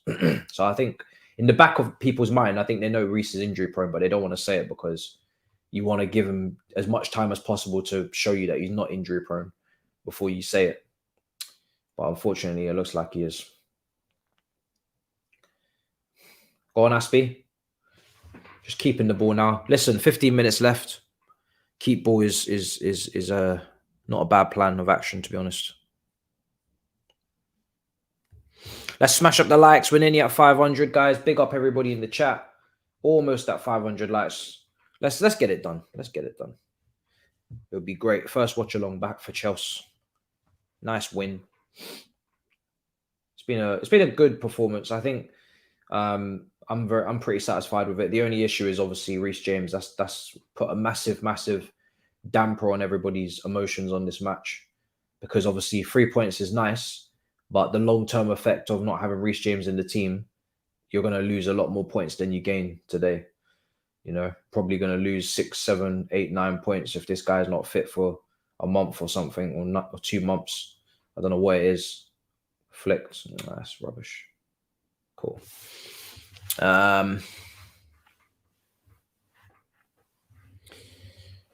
You don't like the injury prone concept. I mean, the injury prone concept is pretty simple. It's like he's injury prone, which means he's prone to injuries, which means he's not going to play as much football as we need him to play to win games, which means he's probably going to regress and he's not going to be as good as he should be. The more injuries you pick up, the less likely you are to play at the top level every time you come back from an injury. So it's pretty shit news, to be honest.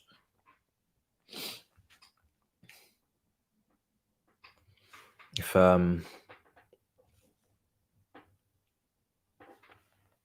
yeah.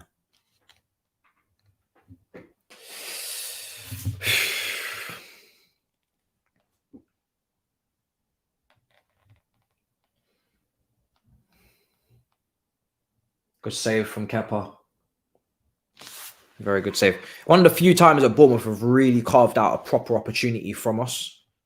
Obviously, it's gone straight at Kepa, but most of the time they haven't really, unless it's been a cross or something, they haven't really caused too much problems in open play.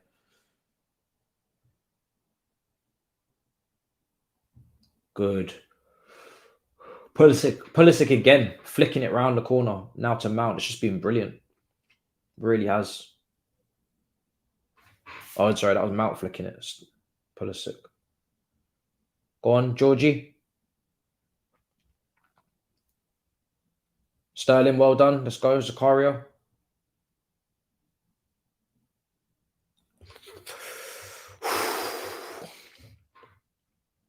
Play it. Well done. Unlucky. I like to see that from Mason and Pulisic. Nice idea. I think Koulibaly's got better as the game's gone on as well, which is good. He had a few moments in the first half that were a little bit uneasy, but I think he's straightened up a lot second half. Haven't seen any bad moments or anything, bad passes or anything. Oh, here we go, Solanke. Got to react quickly. Solanke, trying to get to the near post. It's close.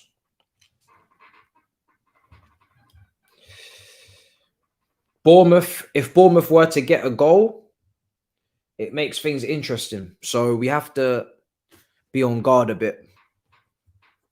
Second half's been a little bit of a drag, but again, when you do the hard work in the first half and you perform as well as we did, I don't mind. As long as you keep the clean sheet and you keep it professional, I don't mind if the second half's a little bit of a drag. Because we've done the hard work already. But we need to be careful we don't concede. They've come close with the corner there. I think it's going to be out for a goal kick. If we were to concede now, oh, Jesus Christ. I don't need to tell you twice about the potential of what could happen. So Aubameyang is now coming on. Gallagher's also coming on as well. Yeah, we're blocking fake scores, my friend. I can tell you that for free. We don't do fake scores. We don't do fake scores.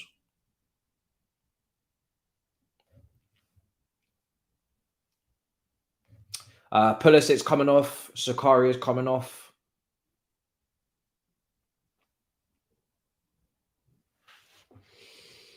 Nine minutes, 10 minutes, whatever it is.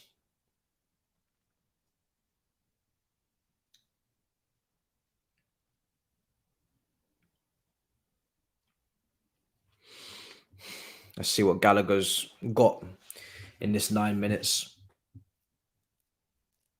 Nothing personal is coming on. Yeah. Nothing personal is coming on.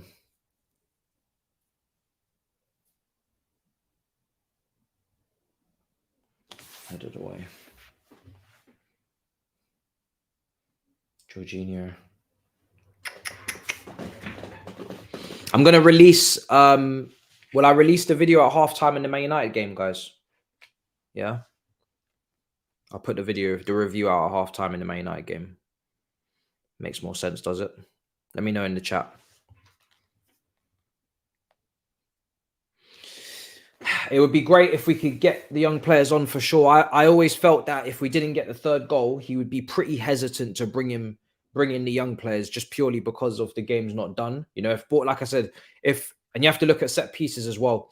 Who's marking who? If young players come on, who are they marking? Can you trust them to mark?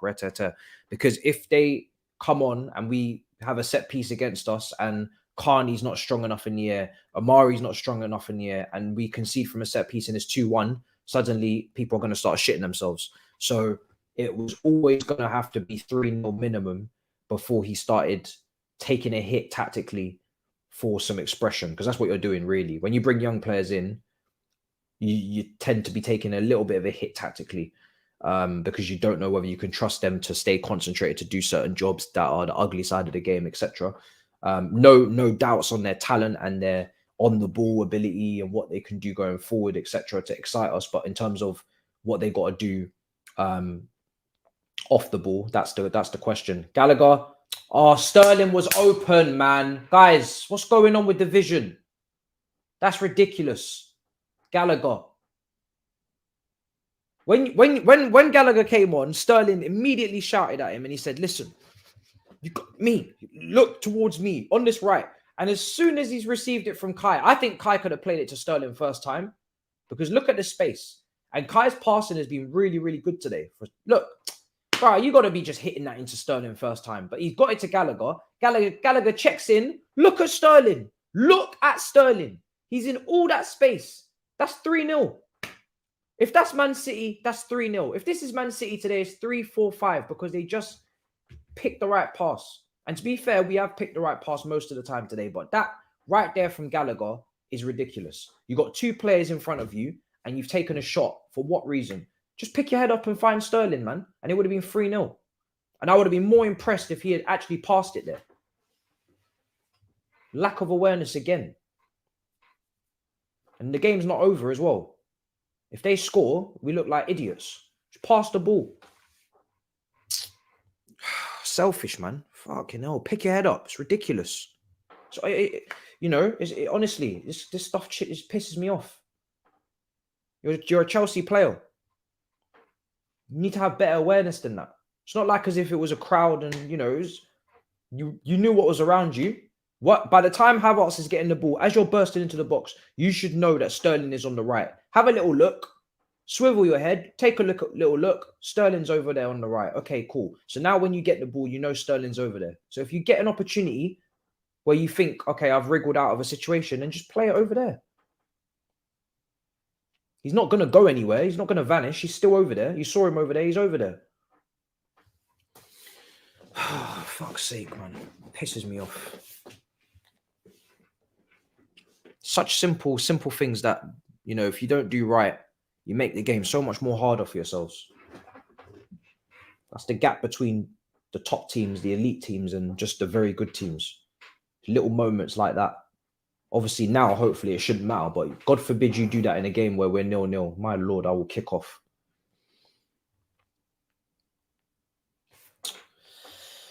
Oh, all right, Bournemouth having a little scrap with Kepa now, so probably going to find ourselves, I think we've got a free kick.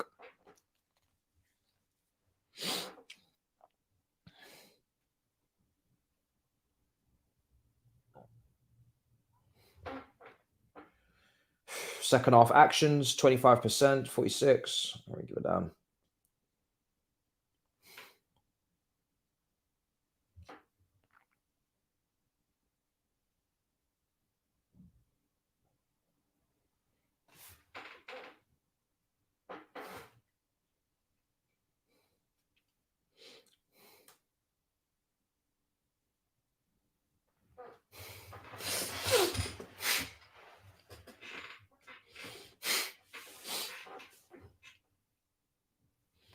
Okay, substitutions are going to be made again.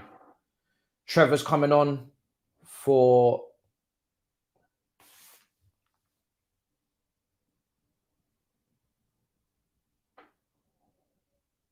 Sterling. Sterling comes off for Trevor.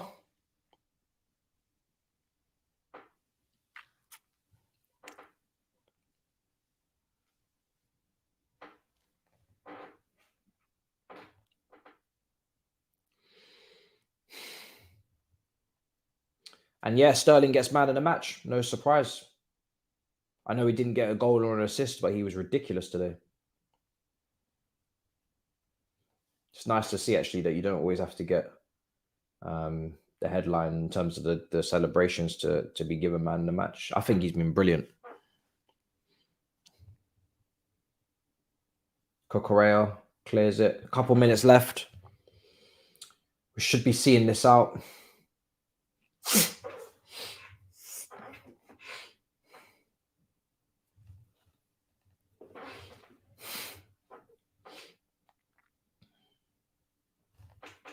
Should be seeing this out, people.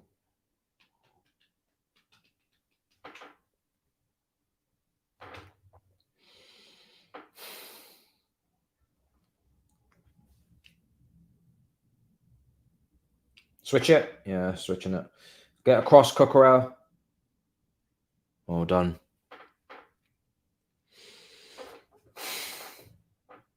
I hope that injury reminds this board again that you really need to look at that right back situation, because Aspie's not good enough to be doing that job this season. I'm sorry.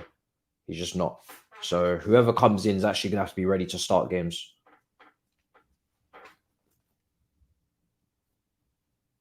Aubameyang could have easily played it to Kai. I don't know why he didn't. Taking too many touches. Taking all these touches for what? Could have played it out wide. Oh, yeah. You're right. Sorry. Yeah, he assisted Kai. I forgot. Yeah, his ball across from the right-hand side. Kai got a goal and an assist. So it could have easily been him as well with the man of the match. But yeah, Sterling assisted Kai.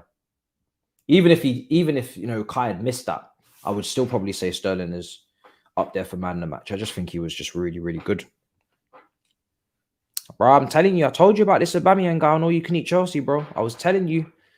Remember when we was talking about Aubameyang, about this brother coming into the club? I'm telling you, fam, I don't trust this brother, fam.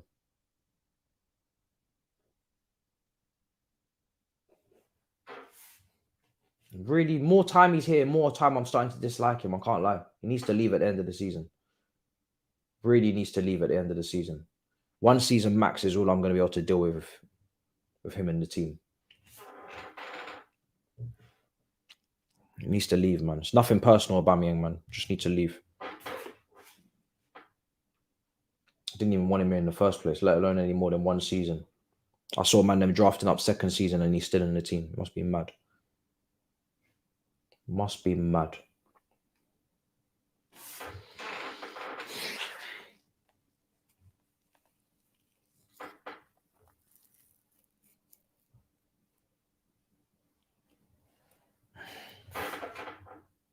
Five minutes of injury time, then we're going to wrap up. And then we'll get the review going. Review will drop at halftime. So watch the Man United game. Enjoy. Saeed, I'm sure, will be live. And I'll drop it at halftime.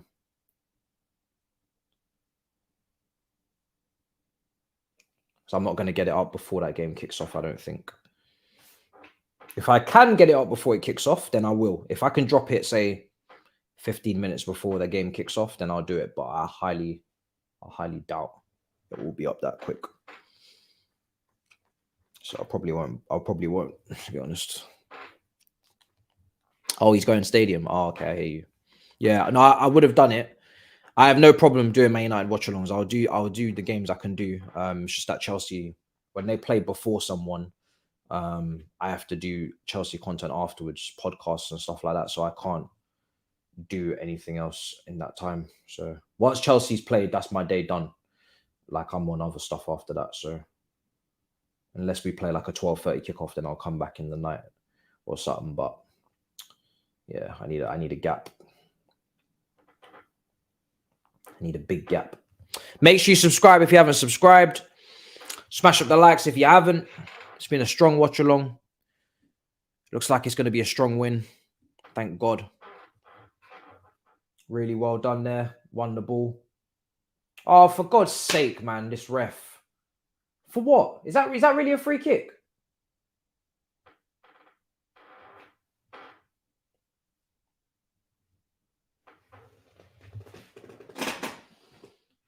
Oh, piss off, man. That's not a free kick. He's being so extra by giving a free kick there. Jesus Christ, man. Have you not got any shame? That is not a free kick under any stretch of the imagination. That was so weak. That was incredibly weak from the ref. That's not a free kick. He's dived, if anything. Should be booking him.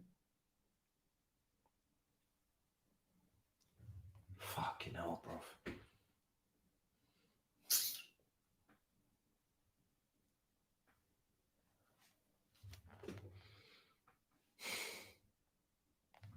Oh, good save, Kepa.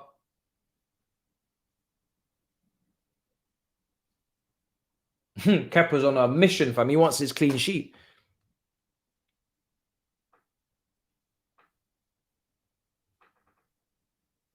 Strong win. Yeah, strong. Oh, goodness. Very strong.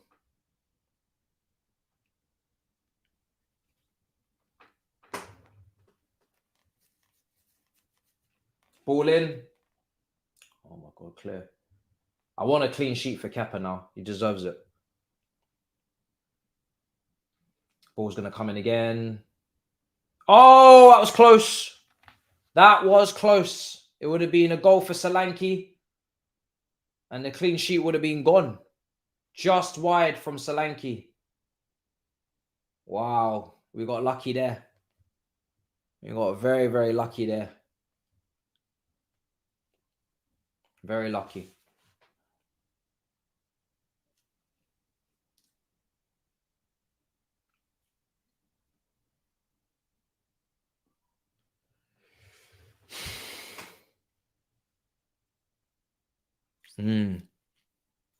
Yeah, second half it's been a bit mad.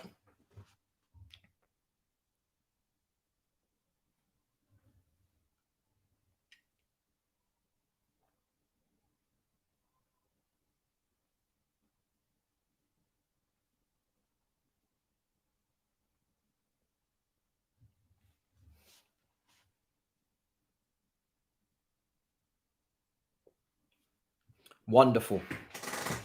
Really good, guys. Full time. We got ourselves a win.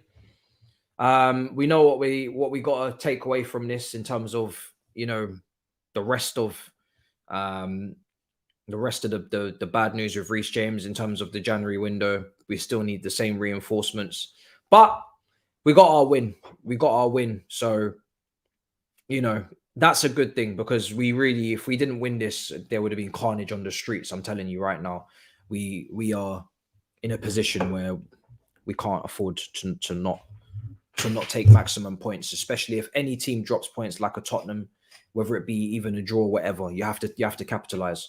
Wouldn't get overly gassed with it. Of course, it's Bournemouth, but you know, step in the right direction. I hope Potter takes a few of the things he's done today and takes it forward into the next game, considering some of the players look a lot more comfortable out there. Pulisic obviously got his chance as well, and I think he played really well.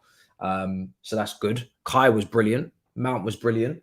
Sterling was brilliant. So all the front four played great. So we very rarely get to say that. So more positives than negatives. But obviously, when Reece James gets injured, it's a horrendous. It's horrendous, and it is a massive negative.